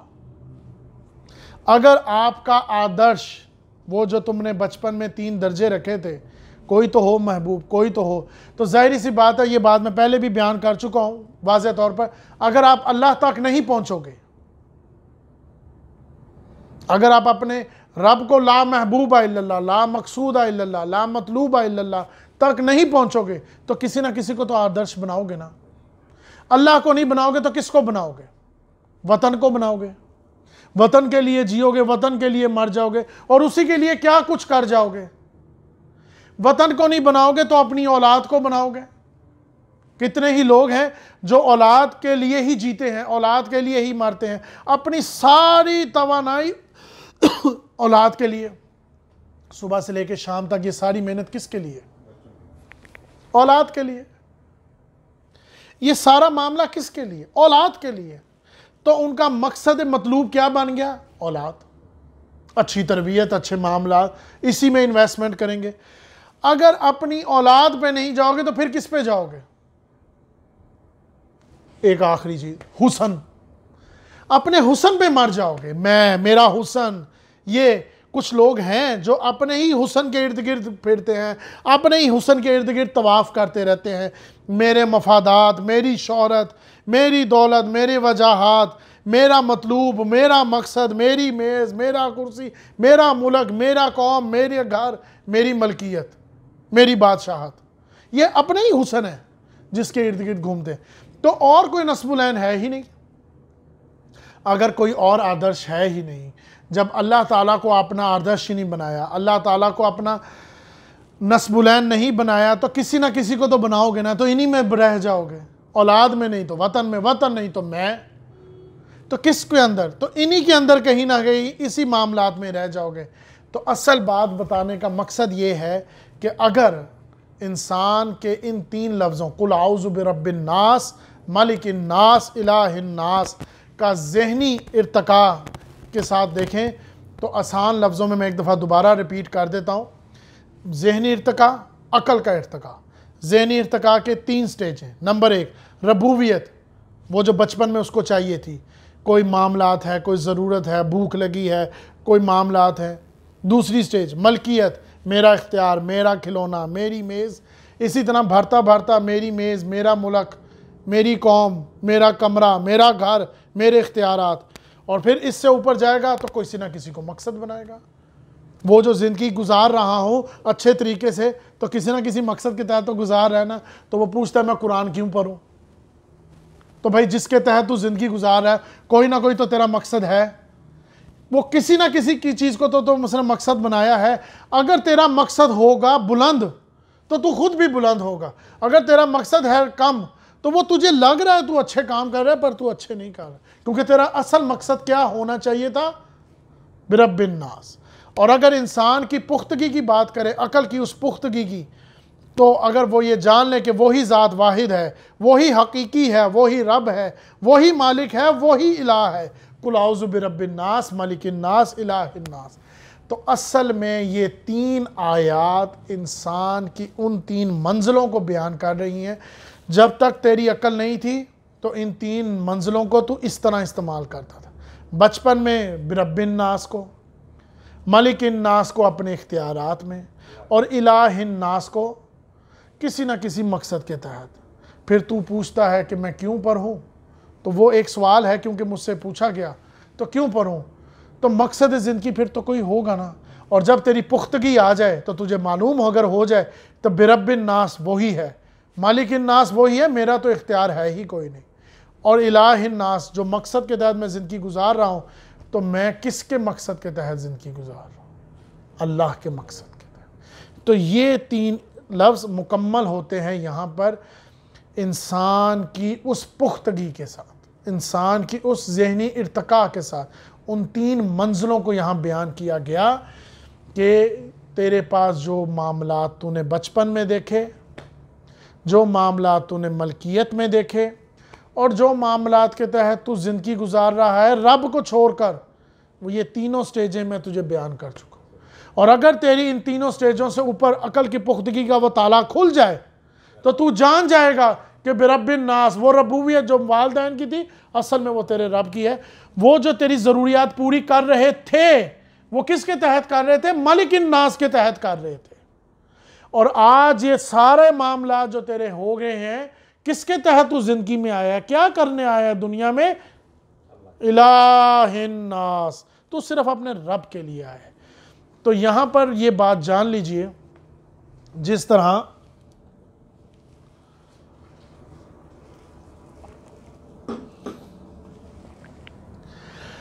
انسح سورہ کے اندر جو پہلی آیات تھی وہی اصل میں ان سورتوں کی یاد ہے۔ جیسے کہ سورۃ الاخلاص کے اندر جو پہلی 2 آیات تھی، قل هو اللہ احد اللہ الصمد، یہی 2 صورتیں تھیں۔ اس کے بعد کی 2 آیات اصل میں ان 2 آیات یعنی کہ بعد کی 2 آیات لم یلد ولم یولد، یہ 2 آیات اصل میں یہ تکرار ہم قرآن مجید میں بہت دفعہ سن چکے ہیں۔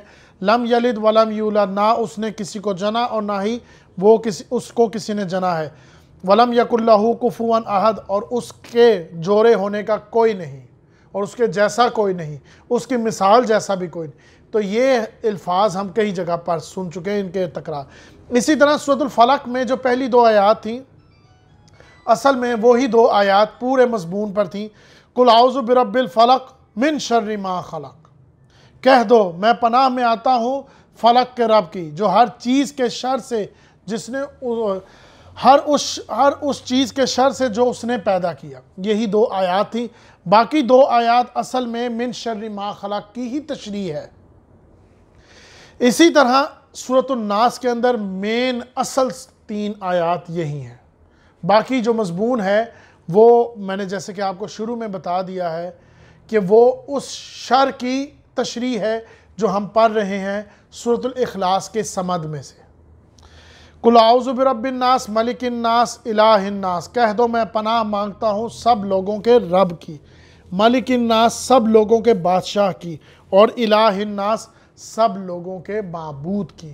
اصل میں اس صورت کی مین آیات یہی ہیں۔ باقی جو مضمون ہے وہ میں نے آپ کو بتایا ہے، تشریح ہے صمد، سورۃ الاخلاص کے لفظ صمد کی، اور شرح ہے جو ہم سورۃ الفلق سے پڑھتے ہوئے آ رہے ہیں۔ اصل مقصد یہی ہے اس صورت کا، مقصد صورت کیا ہے کہ اپنی کمند پھینکو، اپنے زور بازو سے اپنی اس رسی کو پھینکو، کیونکہ جو میں بات آپ کو سورۃ الانعام آیت نمبر 162 اور سورت نمبر 6 میں بیان کر چکا ہوں۔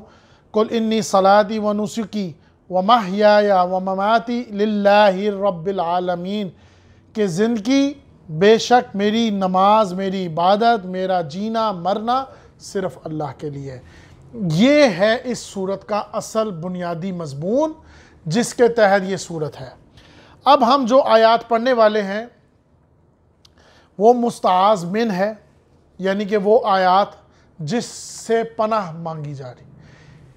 قل اعوذ برب الناس ملک الناس الہ الناس، میں پناہ میں آتا ہوں سب لوگوں کے رب کی، سب لوگوں کے مالک کی، سب لوگوں کے الہ کی، معبود کی۔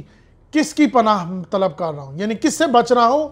من شر الوسواس الخناس، میں اس کے وسواس سے بچنا چاہتا ہوں۔ تو یہاں پر اب ہو رہا ہے من شر الوسواس الخناس۔ اس آیت میں 2 لفظوں کو میں بیان کروں گا پہلے لفظی لحاظ سے، وسواس اور خناس۔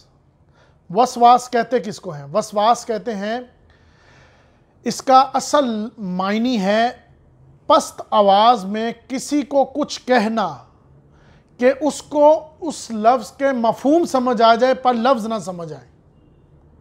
کسی کو کچھ کہنا آہستہ آواز میں کہ وہ بندہ اس کے الفاظوں کے مفہوم کو تو سمجھ جائے، لفظ نہ سمجھ سکے۔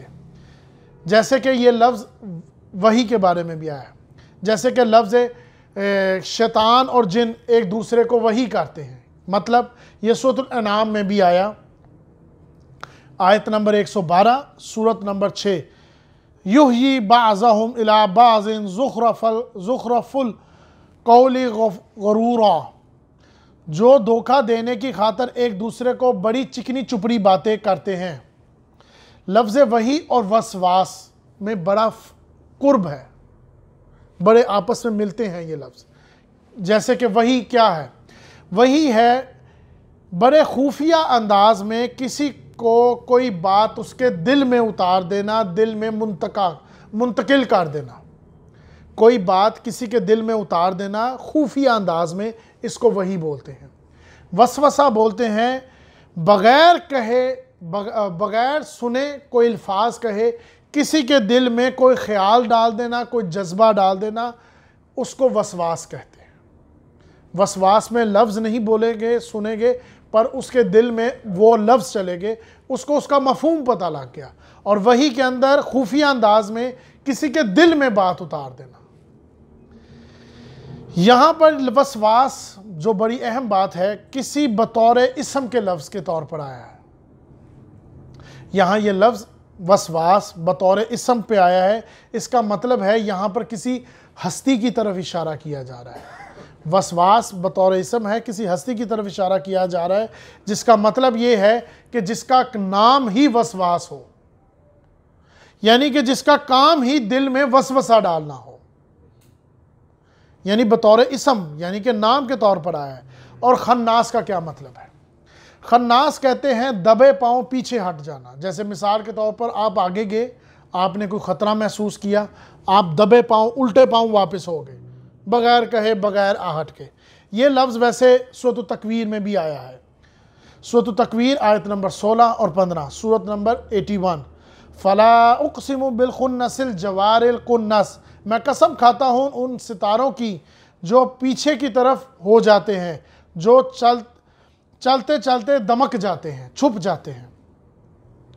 تو اصل میں من شر الوسواس الخناس کا مطلب ہے میں اس وسوسہ ڈالنے والے کے شر سے جو پیچھے چھپ جاتا ہے. میں پناہ طلب کرتا ہوں رب، مالک اور الہ سے. کس کی؟ اس کی جو وسوسہ ڈالتا ہے شر کے اور پیچھے چھپ جاتا ہے. یعنی کہ وسوسہ ڈال کر پیچھے چھپ جاتا ہے. میں نے جیسے کہ آپ کو بتایا وسواس یہاں پر بطور اسم آیا ہے. اب میں ذرا اس بات کو واضح کر دوں، اب میں ذرا اس آیت کو کھول کر واضح کر دوں. وہ ہستی، وہ ذات جس کا کام ہے وسوسہ ڈالنا، جس کا مشن ہی ہے وسوسہ ڈالنا، جس کا مقصد ہی ہے وسوسہ ڈالنا. قرآن مجید کے اندر 7 جگہوں پر شیطان اور آدم، حضرت آدم علیہ السلام کا معاملہ آیا ہے. اس کا مطلب یہ ہوا کہ یہ موضوع بہت اہمیت کا حامل ہے. قرآن مجید میں 7 دفعہ یہ موضوع آیا ہے. اس کا مطلب یہ ہے کہ یہ موضوع بہت اہمیت کا حامل رکھتا ہے. یعنی کہ ایک ہی واقعہ حضرت آدم علیہ السلام کا اور ابلیس کا 7 جگہ قرآن مجید میں آیا ہے. سورۃ البقرہ میں، سورۃ الاعراف میں، سورۃ الحجر میں، سورۃ البنی اسرائیل، سورۃ القاف، سورۃ الطٰہٰ اور سورۃ الصاد میں. اور وجہ تکبر کی وجہ سے اللہ کے حکم کو ماننے سے اس نے انکار کیا. وہ تکبر کیا تھا؟ اب میں تھوڑا سا مضمون بھی اس کا تھوڑا سا بیان کر دوں گا قرآن مجید کے حوالے سے. سورۃ الاعراف آیت نمبر 12، سورۃ نمبر 7. قال انا خیر منہ خلقتنی من نار وخلقتہ من طین. وہ بولا کہ میں اس سے بہتر ہوں، تو نے مجھے آگ سے پیدا کیا اور اس کو تو نے مٹی سے پیدا کیا. میں اس سے بہتر ہوں اور میں نہیں جھکوں گا. سورۃ البقرہ آیت نمبر 34، سورۃ نمبر 2. ابا واستکبر وکان من الکافرین، اور وہ متکبرین اور میں سے ہو گیا اور کافروں میں شمار ہو گیا. تکبر کرنے کی وجہ سے وہ کافروں میں شمار ہو گیا. یہاں پر ایک اشکال ہے جو پایا جاتا تھا کہ شیطان ملائکہ ہے کہ جن ہے. کیونکہ اگر آپ قرآن مجید کے ان 6 مقامات پر جو کہ میں نے آپ کو صورتیں بیان کی ہیں کہ ان 6 مقامات سورۃ البقرہ، سورۃ الاعراف، سورۃ الحجر، سورۃ البنی اسرائیل، سورۃ الطٰہٰ اور سورۃ الصاد، ان 6 مقامات پر اگر آپ پڑھیں گے تو آپ کو یہ لگے گا، ایک شبہ یہ لگے گا، شک پڑے گا کہ جیسے کہ وہ فرشتہ ہے. مگر اس بات کو، اس شک و شبہ کو واضح طور پر بیان کر دیا، واضح کر دیا کہ وہ فرشتہ نہیں ہے، وہ ملائکوں میں سے نہیں ہے، کیونکہ ملائکہ یعنی کہ فرشتے جو ہیں وہ اللہ کے حکم سے ہی چلتے ہیں، یعنی کہ اللہ کے حکم کے علاوہ وہ کچھ نہیں کر سکتے، اور وہ تمام کے تمام سجدوں میں گر گئے، انہوں نے انکار نہیں کیا، یا ان میں سے کسی نے انکار نہیں کیا۔ یہ بات واضح ہو گئی سورۃ الصاد میں سب سے پہلے، کہاں پر؟ اور بڑی شدت کے ساتھ واضح ہوئی، صرف واضح نہیں ہوئی، شدت کے ساتھ واضح ہوئی۔ سورۃ الصاد آیت نمبر 73، سورۃ نمبر 38، فَفَسَجَدَ الْمَلَائِكَةُ كُلُّهُمْ أَجْمَعُونَ، کہ پھر سب کے سب، سارے کے سارے فرشتے سجدوں میں گر گئے۔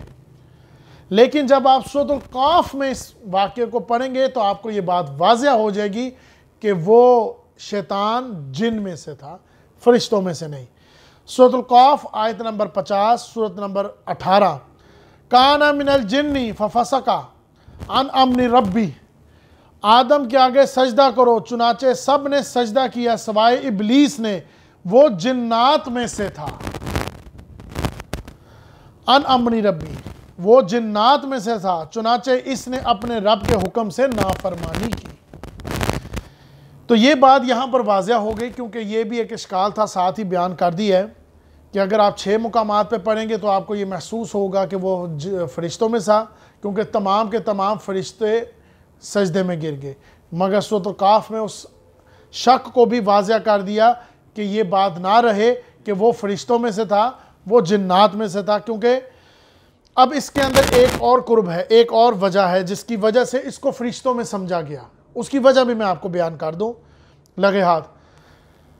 فرشتے نور سے پیدا ہوئے اور جنات آگ سے، یہ دونوں چیزیں بہت آپس میں قرب رکھتی ہیں، کیونکہ جنات کی تخلیق کا مادہ آگ ہے اور فرشتوں کی تخلیق کا مادہ نور ہے، اور آگ اور نور دونوں ایک چیز ہے۔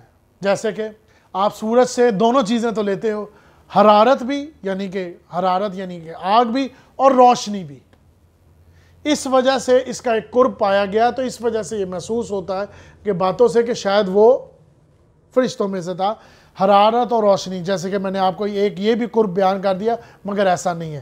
مگر انسان کی تخلیق علیحدہ ہے، جس کی وجہ سے وہ تکبر کا معاملہ ہوا۔ تکبر کا معاملہ آگ نہیں تھا، ایک تو وجہ آگ تھی جو کہ بیان کر دی گئی، مگر ایک اور وجہ بھی تھی، وہ کیا؟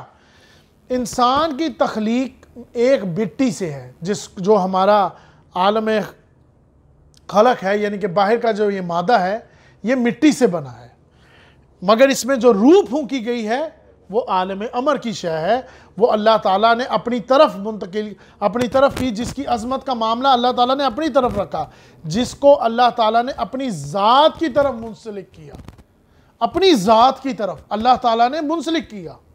سورۃ الحجر آیت نمبر 29 اور سورۃ نمبر 15، وَنَفَخْتُ فِيهِ مِن رُوحِي، اور ہم نے اس میں اپنی روح پھونک دی، اپنی روح پھونک دی، اس وجہ سے اس کو اپنی طرف، جبکہ جنات آگ کی خلق ہے، آگ سے تیار ہوا، جیسے کہ سورۃ الرحمن میں آیا آیت نمبر 15، سورۃ نمبر 55، وَخَلَقَ الْجَانَّ مِن مَارِجٍ مِّن نَار، اور ہم نے جنات کو آگ کی لپٹوں سے پیدا کیا۔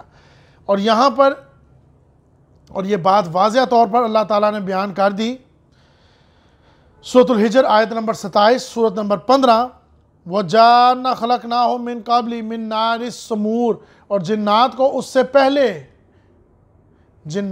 سے پہلے آگ سے پیدا کیا، یعنی کہ انسان کی خلق سے پہلے جنات کو پیدا کیا اور جنات کو آگ سے پیدا کیا، جبکہ انسان کو مٹی سے پیدا کیا، اور صرف مٹی سے نہیں، اس کے اندر اپنی اور اس کے اندر اپنی روح پھونک دی، وَنَفَخْتُ فِيهِ مِن رُوحِي، اور اس میں اپنی روح پھونک دی۔ اس کا مطلب یہ ہے کہ آدم کی تخلیق میں دونوں عالموں کو جمع کر دیا۔ جنات عالم خلق کی شے ہے کیونکہ وہ آگ سے بنی ہے، اور آگ عالم خلق کی شے ہے، عالم امر کی شے نہیں ہے۔ انسان مٹی سے بنا جو کہ عالم خلق کی شے ہے، مگر اس میں اپنی وَنَفَخْتُ فِيهِ مِن رُوحِي، اپنی روح جو پھونکی وہ عالم امر کی شے ہے۔ تو انسان کی تخلیق میں سب سے بڑی بات جو پائی گئی وہ ہے کہ اس کے اندر دونوں چیزوں کو جمع کر دیا۔ اس شیطان کا اصل نام ہے عزازیل، جو اپنے علم، اپنے زہد، اپنی عبادات کے ذریعے ملائکہ کے قرب میں آ گیا تھا۔ یعنی کہ اپنی عبادات کی وجہ سے، اپنے زہد کی وجہ سے، اپنے علم کی وجہ سے اس کو ملائکہ کا قرب حاصل ہو گیا تھا، ان کے ساتھ سمجھا جاتا تھا۔ تو اس نے اس تکبر کی بنا پر انکار کیا، اور سورۃ الحجر آیت نمبر 34، سورت نمبر 15، قَالَ فَاخْرُجْ مِنْهَا فَإِنَّهَا رَجِيمٌ، اللہ نے کہا کہ اچھا تو یہ انکار نکل جا، اللہ تعالیٰ نے کہا اچھا تو یہاں سے نکل جا کیونکہ تو مردود ہو گیا، کیونکہ تو نے جب انکار کیا تو اس کو وہاں سے نکال دیا، مگر اس نے فریاد کی، مہلت مانگی۔ سورۃ الصاد آیت نمبر 79، سورت نمبر 38، قال ربی فانظرنی الی یوم یبعثون، اس نے کہا میرے پروردگار پھر تو مجھے اس دن تک مہلت دے دے جس دن تک لوگوں کو دوبارہ زندہ کیا جائے۔ یہاں میں آیتوں کو اس لیے نمبرنگ کے ساتھ پڑھتا ہوں تاکہ جو حضرات میری ویڈیو دیکھ رہے ہوں تو تاکہ ان کے لیے آسانی ہو مطالعہ کرنے کے لیے، دلیل کے لیے، ورنہ میں آیات کو اگر لگاتار پڑھوں، اصل میں یہ پوری کہانی میں نے جو آپ کو بیان کی آیتوں کو روک روک کر، کہ مجھے بھی یہ محسوس ہو رہا ہے کہ میں آیتوں کے نمبرنگ بتاتا ہوں، یہ مقصد ہے اسی وجہ سے تاکہ کوئی دلیل رہ نہ جائے۔ تو اصل میں شیطان کا وہ دعویٰ تھا کہ آدم اولاد کو یہ بات ثابت کرنے کے لیے کہ آدم اولاد میں اکثریت ایسے ہوں گے جو اللہ کے شکر گزار نہیں ہوں گے، جو اللہ کے اس احسان کے قدر کرنے والے نہیں ہوں گے، کیونکہ اللہ تعالیٰ نے دونوں عالموں میں اس کو جمع کر دیا۔ اس بنا پر بھی اس نے تکبر کیا، ایک تو آگ کی بنا پر، اور دوسری بنا یہ تھی کہ جس کی بنا پر آدم کو خلافت عطا فرمائی، جس کے بنا پر آدم کو خلافت عطا فرمائی اور اس کو یہ مقام حاصل دیا کہ اللہ تعالیٰ نے اس کو اپنے دونوں ہاتھوں سے بنایا۔ یہاں میں بات کر رہا ہوں آپ کی، میری، تمام انسانوں کی، تمام لوگوں کی، کہ اللہ تعالیٰ نے یہاں پر جو میں اس کی فضیلت بیان کر رہا ہوں انسان کی، کہ یہ کہ جو جس بنا پر شیطان نے تکبر کیا، کہ اللہ تعالیٰ نے اس کو اتنا مقام عطا فرمایا کہ دونوں ہاتھوں سے بنایا، عالم امر سے خلق، عالم امر سے خلق سے، عالم امر کی شے سے روح پھونکی، اور عالم خلق سے اس کو مٹی سے اس کو بنایا، جبکہ فرشتے عالم امر کی شے ہیں اور جنات عالم خلق کی، اور انسان واحد ایسی مخلوق ہے جس میں دونوں کو جمع کر دیا۔ اس کی ایک اور دلیل، اِنَّا لِلَّهِ وَإِنَّا إِلَيْهِ رَاجِعُونَ، ہم اللہ ہی کے ہیں اور اسی کی طرف لوٹ جائیں گے۔ اس کے اندر اشارہ کیا جا رہا ہے اس روح کی طرف کہ ہم اللہ ہی کے ہیں اور ہم اللہ ہی کی طرف لوٹ جائیں گے۔ زمین کی طرف تو ہم رہ گئے، قبر میں جب انسان مٹی میں جاتا ہے تو ہم یہ دعا مرنے کے بعد اکثر پڑھتے ہیں اِنَّا لِلَّهِ وَإِنَّا إِلَيْهِ رَاجِعُونَ، کہ مٹی میں رہنے والا تو مٹی میں ہی رہ گیا، مگر جو اس کی روح تھی وہ جس کو اللہ تعالیٰ نے اپنی طرف منسلک کیا، اپنی ذات کی طرف، کہ میں نے اس میں اپنی روح پھونک دی، وہ اللہ کی شے تھی، وہ اللہ کے پاس چلی گئی۔ یہ حقیقت اِنَّا لِلَّهِ کے اکثر یہ لوگ دعا کرتے ہیں، تو میں نے اسی دعا کا ریفرنس یہاں پر بھی دے دیا کہ اس دعا کا مطلب بھی جان جاؤ۔ اس کا مطلب یہ ہے کہ تمہارے اندر جو روح ہے وہ اللہ تعالیٰ کی طرف سے بھیجی گئی ہے، وہ اللہ تعالیٰ کی ایک بہت بڑی عنایت ہے جس کی وجہ سے تم اس مقام پر ہو۔ تو اصل میں وہ مہلت دی گئی کس کو؟ اس شیطان کو۔ تو مہلت مانگنے والا، من شر الوسواس الخناس، تو یہاں اصل میں جو اسم بیان کیا گیا ہے کہ یہاں مراد وہ ہے جو جس نے مہلت مانگی، جس کی اس مہلت کی وجہ سے عمر کو طویل کر دیا گیا، اس عزازیل کو۔ یہاں پر یہ بھی بات جان لیں کہ وہ عزازیل آج بھی موجود ہے۔ اس کا یہ مطلب نہیں ہے کہ تمام شیاطین کوئی اور نہیں ہے، یعنی کہ اور شیاطین نہیں ہے، صرف ایک ہی شیطان ہے، نہیں، اور بھی شیاطین اور معاملات اور جن ہیں، بے شمار ہیں۔ اس کا یہ بھی مطلب نہیں کہ سب کے سب فاسق ہیں، ایسا بھی نہیں، کوئی مومن بھی ہے، کوئی مسلمان بھی ہے۔ ہاں یہ ہے کہ ان میں تعداد کم ہے اس پہلو سے کیونکہ وہ تکبر کرتے ہیں۔ سورۃ الجن آیت نمبر 11، سورت نمبر 72، وَأَنَا مِنَ الصَّالِحُونَ وَمِنَّا دُونَ ذَلِكَ كُنَّا طَرَائِقَ قِدَدًا، یہ نہیں کہ ہم ان میں سے کچھ نیک بھی ہیں اور کچھ ایسے بھی ہیں جو مختلف طریقوں سے زندگی گزار رہے ہیں۔ ویسے تو یہ تمام گفتگو واضح طور پر بیان کر دی گئی ہے سورۃ الجن کے اندر کہ اس میں کچھ لوگ ہیں جو یعنی کہ کچھ شیاطین یعنی کہ جن کی بات کر رہا ہوں، کچھ جن ایسے ہیں جو فرما بردار بھی ہیں، نیک بھی ہیں، مومن بھی ہیں، کچھ جن ایسے ہیں جو شرک کرتے ہیں، ظالم ہیں، اور ان تمام جنوں میں ایک سب سے بڑا جن ہے جنہوں نے سب کو غلط راستے پر ڈال دیا اور اس طرف لے آیا۔ یہ ویسے تفصیل سورۃ الجن میں واضح طور پر موجود ہے، اگر کوئی پڑھنا چاہے تو وہاں پڑھ لے۔ تو اصل میں اس آیت کا مکمل مطلب یہ ہوا، قُلْ اعوذ برب الناس، میں پناہ طلب کرتا ہوں سب لوگوں کے رب کی، مالک الناس، سب لوگوں کے بادشاہ کی، الہ الناس، سب لوگوں کے معبود کی، من شر الوسواس الخناس، اس وسوسہ ڈالنے والے، اس مہلت مانگنے والے سے بچنے کے لیے جو چھپ جاتا ہے، الذی یوسوس فی صدور الناس، جو لوگوں کے دلوں میں وسوسہ ڈالتا ہے۔ اور یہ بات میں ویسے واضح طور پر کر چکا ہوں، وسوسہ لوگوں کے بارے میں۔ یہاں میں ایک حدیث کا مفہوم بھی بیان کر دوں اس آیت کو کلیئر واضح کرنے کے لیے۔ اگر دل اللہ کے خیال سے خالی ہوگا تو شیطان اس میں اپنا وسوسہ ڈالے گا۔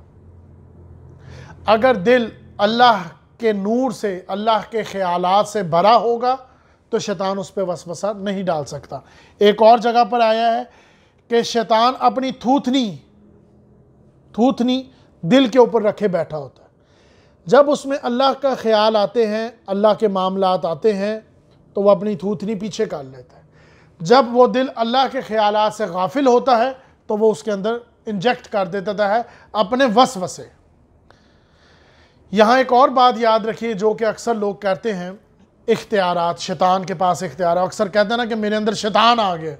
یہ میں بات یہاں پر بھی واضح کر دوں کہ شیطان کے پاس اختیار نہیں ہے کہ وہ انسان کو مجبور کر سکے کسی برائی پر۔ اس بات کی دلیل سورۃ بنی اسرائیل آیت نمبر 67، سورت نمبر 17، ان عبادی لیس لک علیہم سلطان، یقین رکھ جو میرا رب ہے۔ یہ کس کو کہا جا رہا ہے؟ شیطان کو۔ کون کہہ رہا ہے؟ اللہ تعالیٰ۔ یقین رکھ جو میرا بندہ ہے اس پر تیرا کوئی بس نہیں چلے گا۔ یہ بات میں پھر بیان کر دوں، میرے بندے سے مراد یہ نہیں ہے کہ اللہ تعالیٰ کے یہ بندے نہیں ہیں، یہ سب اللہ کے بندے ہیں، مگر جو دل اللہ کے دین سے، اللہ کی فکر سے، اللہ کے معاملات سے غافل ہوگا، اس میں شیطان اپنا وسوسہ ڈالے گا۔ تو یہاں پر اس طرف اشارہ کیا جا رہا ہے، یہ نہیں کہ یہ میرا بندہ نہیں ہے، یہ میرا بندہ ہے، پر اس ٹائم اس کا دل غافل ہے۔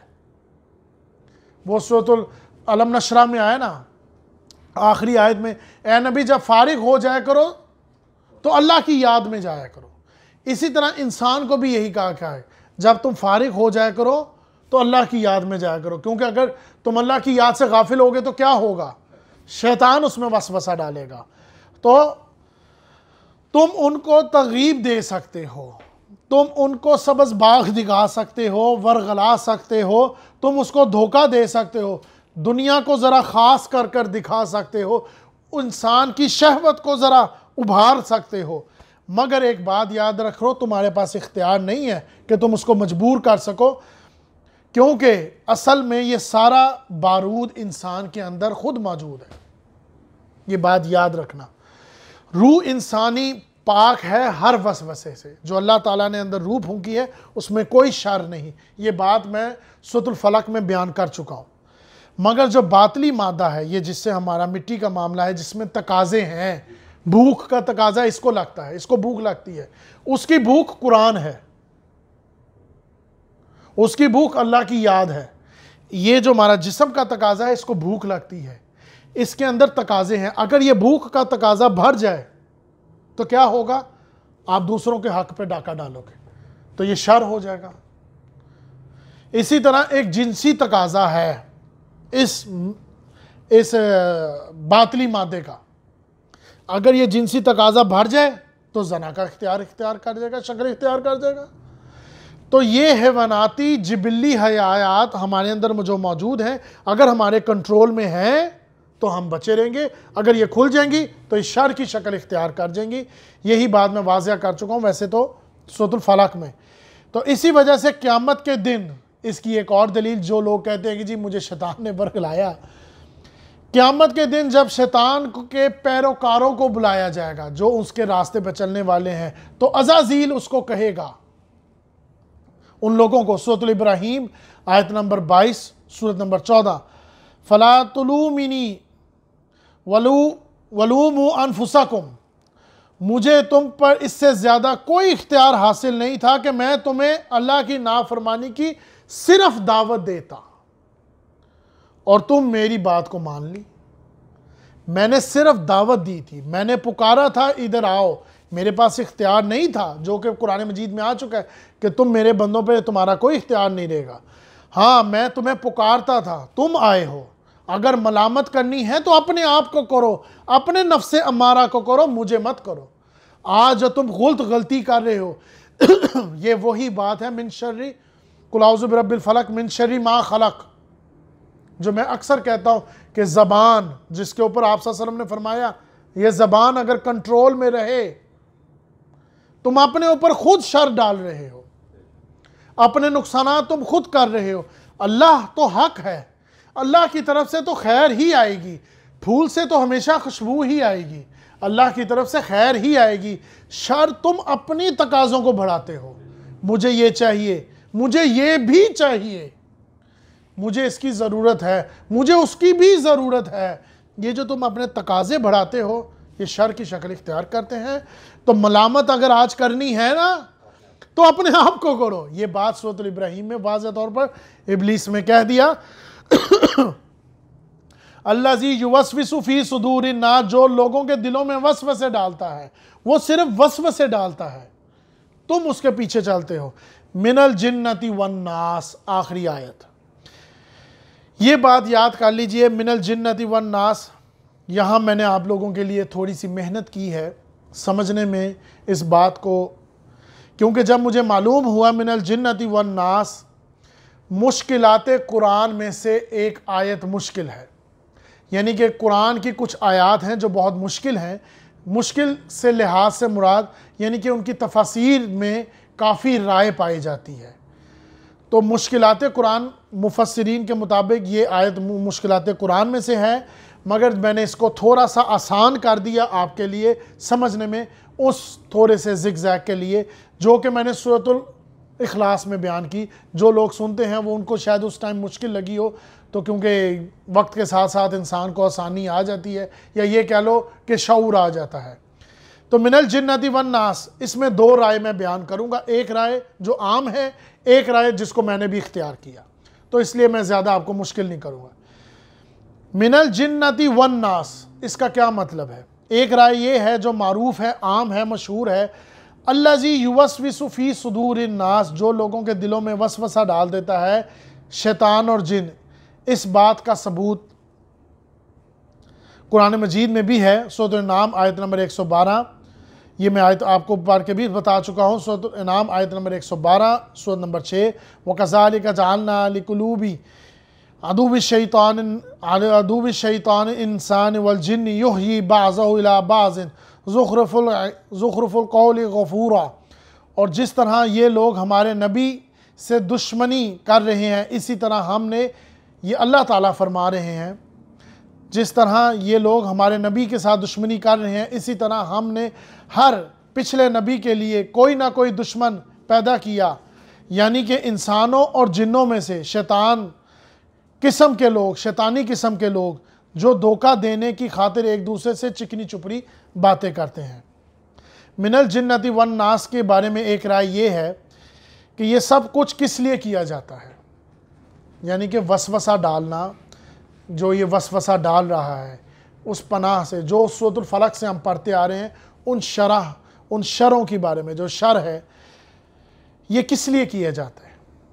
اس لیے کہ نبی اور نبی کے ساتھ کھڑے ہونے والے ساتھیوں کی آزمائش کی جا سکے۔ یہ وسوسہ کیوں ڈالا جاتا ہے؟ یہ پریشانیاں کیوں آتی ہیں، یہ مسئلے مسائل کیوں آتے ہیں، یہ دلوں میں خرابیاں آنے کی ریزن، یہ اثرات کیوں پیدا ہوتے ہیں، تاکہ آزمایا جا سکے نبی کے ساتھ کھڑے ہونے والے لوگوں کو۔ نبی کی تو آزمائش ہونی تھی، وہ جو ہو گئی، جو کہ ہونے تھے، مگر جو ان کے ارد گرد لوگ کھڑے ہیں جو نعرے لگا رہے ہیں، ان کی آزمائش کی جائے، ان کو امتحان میں ڈالا جائے۔ اگر سب کے سب آسانی سے ہو جاتا تو سب کچے پکے ہو جاتے۔ اصل میں یہاں پر میں وہی بات ہے جو سورۃ العادیات میں بھی گئی تھی، چھاننیاں لگائی گئی ہیں۔ کیوں لگائی جائیں؟ ان میں مختلف وسوسے ڈالے جائیں۔ کیوں؟ تاکہ چھاننیوں سے چھان کر بات واضح ہو جائے، سامنے آ جائے، جو صادق ہیں وہ اور نکھر کر سامنے آئے، وہ صدیقین بن کر آئیں، جو سچے ہیں وہ شہداء بن کر آئیں، جو ایمان والے ہیں وہ مومن بن کر سامنے آئے۔ اس بھٹی میں یہ اور نکھر کر سامنے آئے، ذرا اور میل اتر جائے، تاکہ پتہ لگے، ثابت ہو جائے کہ حضرت بلال میں کتنی ثابت قدمی تھی۔ اگر چھاننیاں نہ لگتی تو کیسے پتہ لگتا حضرت بلال کی ثابت قدمی، کیسے پتہ لگتا حضرت یاسر رضی اللہ عنہ کی ثابت قدمی، کیسے پتہ لگتا حضرت مصعب بن ابی کا کیسے پتہ لگتا کہ ان کی ثابت قدمی، جس کے لیے ان کو جوانی کے اندر، بالکل نابالغ عمر کے اندر، جہاں تک میرا خیال ہے انداز، کہ گھر سے کہہ دیا گیا کہ نکل جاؤ ہمارے گھر سے، تو انہوں نے کہا نکل گیا، یہ جو تم نے کپڑے پہنے ہیں یہ تمہارے باپ مشرک کے ہیں، اس کی دولت سے ہیں، اتارو اس کو۔ تو وہ کپڑے اتار کر اس حالت میں اپنی والدہ کے پاس اجازت لینے گئے، تو والدہ نے اپنی آنکھیں بند کر لی اور پوچھا مصعب تمہیں کیا ہو گیا؟ تو انہوں نے جواب دیا ماں میں موحد ہو گیا، مجھے ایک بیماری لاحق ہو گئی ہے۔ کس کی؟ الہ الناس کی۔ قل اعوذ برب الناس ملک الناس الہ الناس، مجھے بیماری لگ گئی ہے۔ کس کی؟ ایک اللہ کو ماننے کی۔ لا محبوب الا اللہ، لا مطلوب الا اللہ، لا مقصود الا اللہ، میرا زندگی کا مقصد اللہ ہے، میں کیا کروں؟ اگر وہ چھاننیاں نہ لگتی تو کیسے پتہ لگتا؟ یہ آزمائشیں کیوں ہوتی ہیں؟ یہ وسوسے کس لیے ڈالے جاتے ہیں؟ تاکہ دودھ کا دودھ اور پانی کا پانی علیحدہ ہو جائے، تاکہ یہ بات واضح ہو جائے کہ یہ نافرمان ہے، یہ اللہ کے غدار ہیں، یہ اللہ کے ماننے والے ہیں، تاکہ قیامت والے دن وہ سرخرو ہوں۔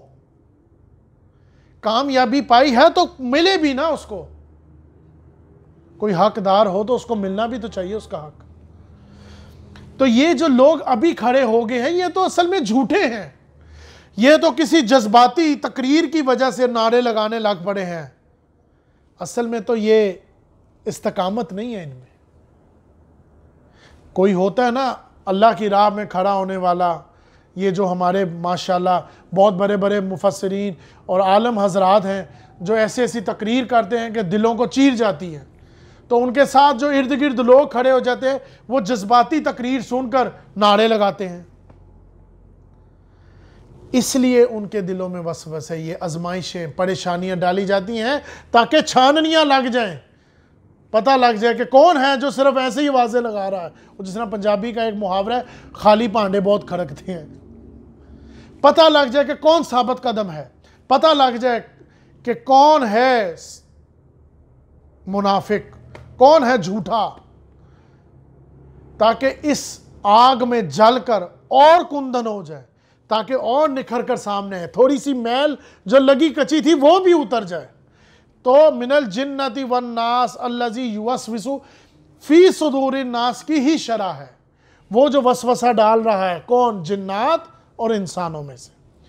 دوسری رائے جس کے ساتھ میں بھی جا رہا ہوں، مجھے اس سے اتفاق ہے، آسان لفظوں میں کر رہا ہوں، زیادہ لمبی بحث پہ نہیں جاتا۔ الذی یوسوس فی صدور الناس، جو لوگوں کے دلوں میں وسوسہ ڈال رہا ہے۔ اصل میں ناس کیا ہے؟ یہ ناس کی ہی شرح کی جا رہی ہے، اور ناس کیا ہے، اس بات کو آسان کیا امام فراہ نے، امام راضی کا کوئی بھی قول ہے، اور حیرت کی بات ہے بہت سے اماموں کا قول ہے، مگر بدبختی یہ ہے کہ ہم ان کو نہیں پڑھ پائے۔ کیونکہ مسئلہ یہ ہے کہ ہمارے آگے وہی تفاسیر رکھی جاتی ہیں جو عام ہو جاتی ہیں، اور جب وہ عام ہو جاتی ہیں تو وہی پڑھی جاتی ہیں، مگر جو اہم تفاسیر ہیں، اہم باتیں ہیں، لغوی مفہوم ہے، وہ ہم نہیں پڑھ پاتے۔ جیسے کہ میں نے آپ کو رب کے بارے میں بتا دیا، ملک کے بارے میں بتا دیا۔ یہ ہماری بدبختی ہے کہ آج کل جو تفاسیر ہمیں عام ہو گئی ہیں وہی ہم پڑھ رہے ہیں، مگر جو لغت کے بہت بڑے بڑے امام ہیں، امام الرغانی افصحانی، امام راضی، امام فراہی، اسی طرح فراہ امام، اسی طرح ڈاکٹر اسرار صاحب، اسی طرح اور بھی بہت سے اس ٹائم میرے ذہن میں نہیں آ رہے، مگر ان کی تفاسیر ہم کم دیکھ رہے ہیں۔ اسی وجہ سے جو تفاسیر دیکھی جا رہی ہیں وہی عام ہو گئی ہیں، لغت کی بہت اہم باتیں ہمارے ذہن میں نہیں آ رہی۔ اصل میں ناس کیا ہے یہ بات واضح کریں۔ الذی یوسوس فی صدور الناس، جو لوگوں کے دلوں میں وسوسہ ڈالتا ہے، اصل میں یہ شرح ہے، تشریح ہے ناس کی۔ ناس کیا، اس کی دلیل کیا ہے؟ اب میں آپ کو دلیل دے دیتا ہوں۔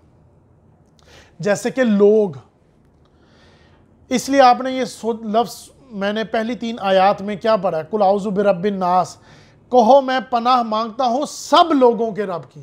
سب لوگ، یہاں پر میں نے لوگ کا لفظ استعمال کیا۔ مالک الناس، سب لوگوں کے بادشاہ کی، لوگوں کی۔ الہ الناس، سب لوگوں کے معبود کی۔ اصل میں اردو زبان میں عام طور پر لوگ کا لفظ جو ہے وہ مردوں کے لیے استعمال ہوتا ہے، مگر یہ عورتوں کے لیے بھی ہوتا ہے۔ جیسے کہ مثال کے طور پر جب سارے لوگ اکٹھے ہو کر کہیں جا رہے ہوتے ہیں تو ہم کہتے ہیں کہ ہم جا رہے ہیں، یا ہم لوگ جا رہے ہیں۔ اسی طرح جب عورتیں جا رہی ہوتی ہیں تو وہ کہتی ہیں ہم جا رہی ہیں، ہم لوگ جا رہی ہیں، تو وہاں پہ بھی تو لوگ کا لفظ آتا ہے۔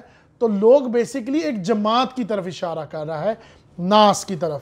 جیسے کہ یہ لوگ، کون سے لوگ؟ جو جنوں میں سے ہیں، جو انسانوں میں سے ہیں۔ تو اصل میں کیونکہ میں نے جیسے کہ آپ کو بتایا کہ مردوں کے لیے استعمال ہوتا ہے جو نظر آتے ہیں، عورتوں کے لیے کم استعمال ہوتا ہے۔ اسی طرح انسان وہ مخلوق ہے جو دیکھی جاتی ہے، جنات وہ مخلوق ہے جو نہیں دیکھی جاتی، مگر اس کے پاس اختیارات ہیں کہ وہ انسانی شکل یا حیوانی شکل میں آ جائیں۔ اسی طرح فرشتوں کو بھی نہیں دیکھا جا سکتا، ہاں ان کے پاس اختیار ہے کہ وہ انسانی شکل میں آ سکیں، جیسے کہ حضرت جبرائیل علیہ السلام انسانی شکل میں آتے تھے آپ صلی اللہ علیہ وسلم کے پاس۔ اسی طرح ایک حدیث میں بھی آیا ہے کہ کچھ لوگوں کے جھنڈ میں لوگ کھڑے تھے، کچھ اور لوگ بھی کھڑے تھے، ایک لوگوں کے جھنڈ میں کچھ اور لوگ بھی کھڑے تھے جو تھوڑے مختلف نظر آ رہے تھے۔ تو صحابہ نے پوچھا آپ کون لوگ ہیں؟ تو انہوں نے کہا کہ ہم جنوں میں سے ہیں۔ تو وہاں پر بھی کیا لفظ استعمال ہوا؟ لوگ، ناس کا لفظ استعمال ہوا۔ اسی بات کو ڈاکٹر اسرار صاحب نے بھی دلیل کے ساتھ بیان کیا، کیا اللہ انسانوں کا ہی رب ہے، جنوں کا نہیں؟ کیا اللہ انسانوں کا ہی بادشاہ ہے، جنوں کا بادشاہ نہیں؟ کیا اللہ انسانوں کا ہی الہ ہے، جنات کا الہ نہیں؟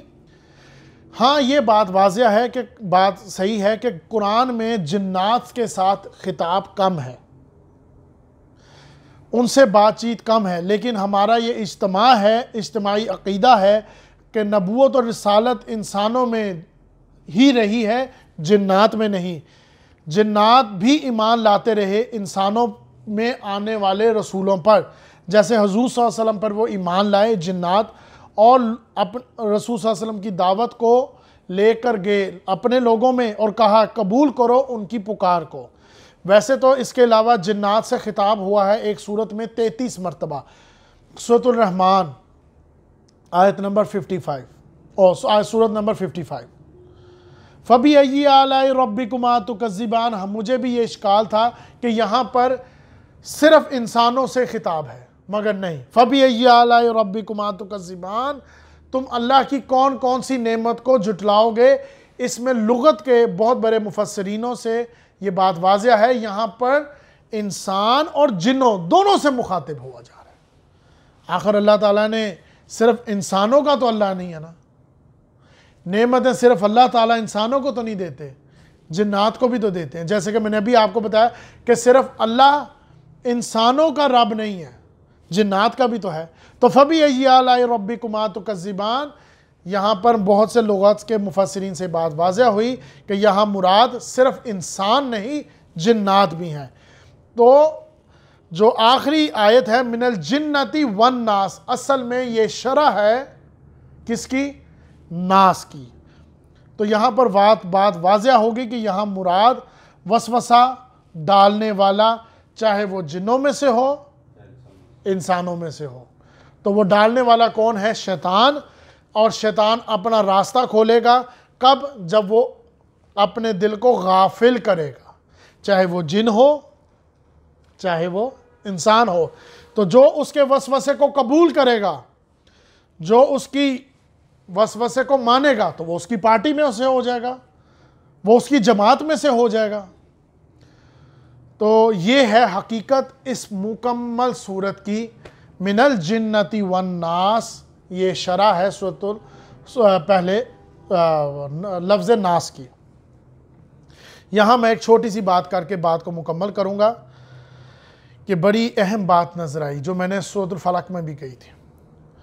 اول اور آخر نسبت، جہاں قرآن مجید مکمل ہو رہا ہے وہیں سے وہی بات قرآن مجید شروع بھی وہیں سے ہو رہا ہے. قُلْ أَعُوذُ بِرَبِّ النَّاسِ مَلِكِ النَّاسِ إِلَٰهِ النَّاسِ مِن شَرِّ الْوَسْوَاسِ الْخَنَّاسِ، وہیں سے بات شروع ہوئی. وہ کیا؟ پہلے میں دونوں کو جوڑ دوں. قُلْ أَعُوذُ بِرَبِّ النَّاسِ، کہو میں پناہ مانگتا ہوں سب لوگوں کے رب کی. ایسے ہی ہے. اب دوسری طرف الحمدللہ رب العالمین الرحمن الرحیم، تمام تعریف اللہ کے لیے ہے جو تمام جہانوں کا رب ہے. وہاں پر کیا ہے؟ میں پناہ میں آتا ہوں سب لوگوں کے رب کی. سب لوگوں میں کون آگے؟ سب، جن انسان سب، فرشتے سب شامل ہو گئے. الحمدللہ رب العالمین، وہاں پر بھی رب کا نام پہلے، جو تمام جہانوں کا پروردگار ہے. ایک جیسے لفظ ہو گئے. اسی طرح یہاں پر آیا ہے ملک الناس، سب لوگوں کے بادشاہ کی. وہاں پر کیا ہے؟ مالک یوم الدین، جو روز آخر کا مالک ہے. سب لوگوں کا بادشاہ، وہاں پر بھی مالک، یہاں پر بھی مالک. مالک الناس، اور یہاں پر مالک یوم الدین. مالک یوم الدین، ملک یوم الدین، یہ دونوں قرات موجود ہیں قرآن مجید میں. تو مالک الناس، مالک یوم الدین، دونوں ایک جیسے. اسی طرح یہاں پر آیا ہے الہ الناس. یہاں پر کیا آیا ہے؟ الہ الناس کا کیا مطلب ہے؟ سب لوگوں کے معبود کی. یہاں پر کیا ہے؟ ایاک نعبد، میں تیری ہی عبادت کرتا ہوں. وہاں پر کیا ہے؟ میں سب لوگوں کے معبود کی، جس کی میں نے عبادت کرنی ہے. معبود کون ہوا؟ جس کی عبادت کی جاتی ہے. اور یہاں پر کون ہے؟ میں تیری ہی عبادت کرتا ہوں. تو اول اور آخر کیا خوبصورت نسبت ہے دونوں کی آپس میں جوڑتی ہوئی. قُلْ أَعُوذُ بِرَبِّ النَّاسِ الحمدللہ رب العالمین، مالک الناس مالک یوم الدین، الہ الناس ایاک نعبد. اور سب سے بہترین ایاک نعبد کے بعد ایک لفظ ہے جو کہ میں نے اس دن بھی بیان کیا تھا، وَإِيَّاكَ نَعْبُدُ وَإِيَّاكَ نَسْتَعِينُ، میں تیری ہی مدد مانگتا ہوں، میں تجھ سے ہی مدد مانگتا ہوں. مدد کس لیے مانگی گئی؟ وہاں پر مدد کس لیے مانگی گئی؟ من شر الوسواس الخناس سے، الذی یوسوس فی صدور الناس سے، کہ میں مدد مانگتا ہوں کس کے لیے؟ وسواس ڈالنے والے کے. وہاں پر بھی وہی ہے. اور سب سے بڑی مدد کیا ہے؟ اللہ تعالیٰ سے سب سے بڑی مدد کیا ہے؟ وہ الحمدللہ میں ہے. اہدنا الصراط المستقیم، میں تیری مدد مانگتا ہوں سب سے بڑی مدد کہ مجھے سیدھا راستہ دکھا. اور یہاں پر اسی مدد کی ایک شرح ہے کیا؟ کہ میں مدد مانگتا ہوں اس وسواس ڈالنے والے شیطان سے جو لوگوں کے دلوں میں وسواس ڈالتا ہے. اصل میں یہاں پر یہ صورت مکمل ہوتی ہے ہماری. اصل میں صورت کا مقصد یہی بات بتانا ہے، یہی بات سمجھانا ہے کہ یہ جو تیری ذہن کی شرح ہے، جو پہلی 3 آیات، وہی مین موضوع ہے اس کا، کہ جو تو نے بچپن میں 3 منزلیں دیکھی تھیں، ربوبیت کی، مالک کی، اور اس کے بعد ایک زندگی کے مقصد کی جس کے تحت وہ زندگی گزار رہا ہے، اگر وہ عقل کا ارتقا کھل جائے، وہ سب سے بڑی مدد ہو جائے. وہ سب سے بڑی مدد کون سی تھی؟ الحمدللہ میں آنے والی اہدنا الصراط المستقیم. اگر تجھے اللہ تعالیٰ تیری عقل کی وہ پرتگی کھول دے، ارتقا کھول دے، وہ تیری سب سے بڑی منزل، سب سے بڑی سوچ کی تالا کھول دے، اہدنا الصراط المستقیم کا واضح کر دے تھوڑا سا بھی زاویہ، تو تو جان جائے گا کیا وہ ربوبیت جو تو بچپن میں مانگ رہا تھا اپنی والدین سے، وہ اصل ربوبیت تیرے رب کی ہے. قل اعوذ برب الناس وہی ہے، سب لوگوں کا رب وہی ہے، پالنے والا وہی ہے، کھلانے والا وہی، تربیت دینے والا وہی. یہ جو تھے یہ صرف ذرائع تھے. مالک الناس جس کو تو اپنی ملکیت سمجھ رہا ہے، تیری ملکیت نہیں ہے، تیری ملکیت نہیں ہے. یہ تجھے صرف اختیار دیا ہے، ملکیت صرف تیرے رب کی ہے. اور سب سے بڑی بات جو میں ہمیشہ کہتا ہوں، اپنی زندگی کا مقصد قائم کرو. کیا ہے تمہاری زندگی کا مقصد؟ اگر تمہاری زندگی کا مقصد ہو جائے کیا؟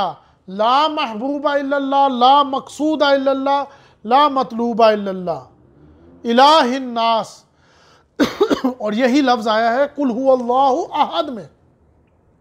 سب سے بڑی توحید اگر یہ تیری بن جائے، یہ تیرا واضح ہو جائے، یہ اینک، یہ دوربین تجھے اگر مل جائے، تو تجھے یہ بات واضح ہو جائے کہ تیری زندگی کا مقصد یہ ہے.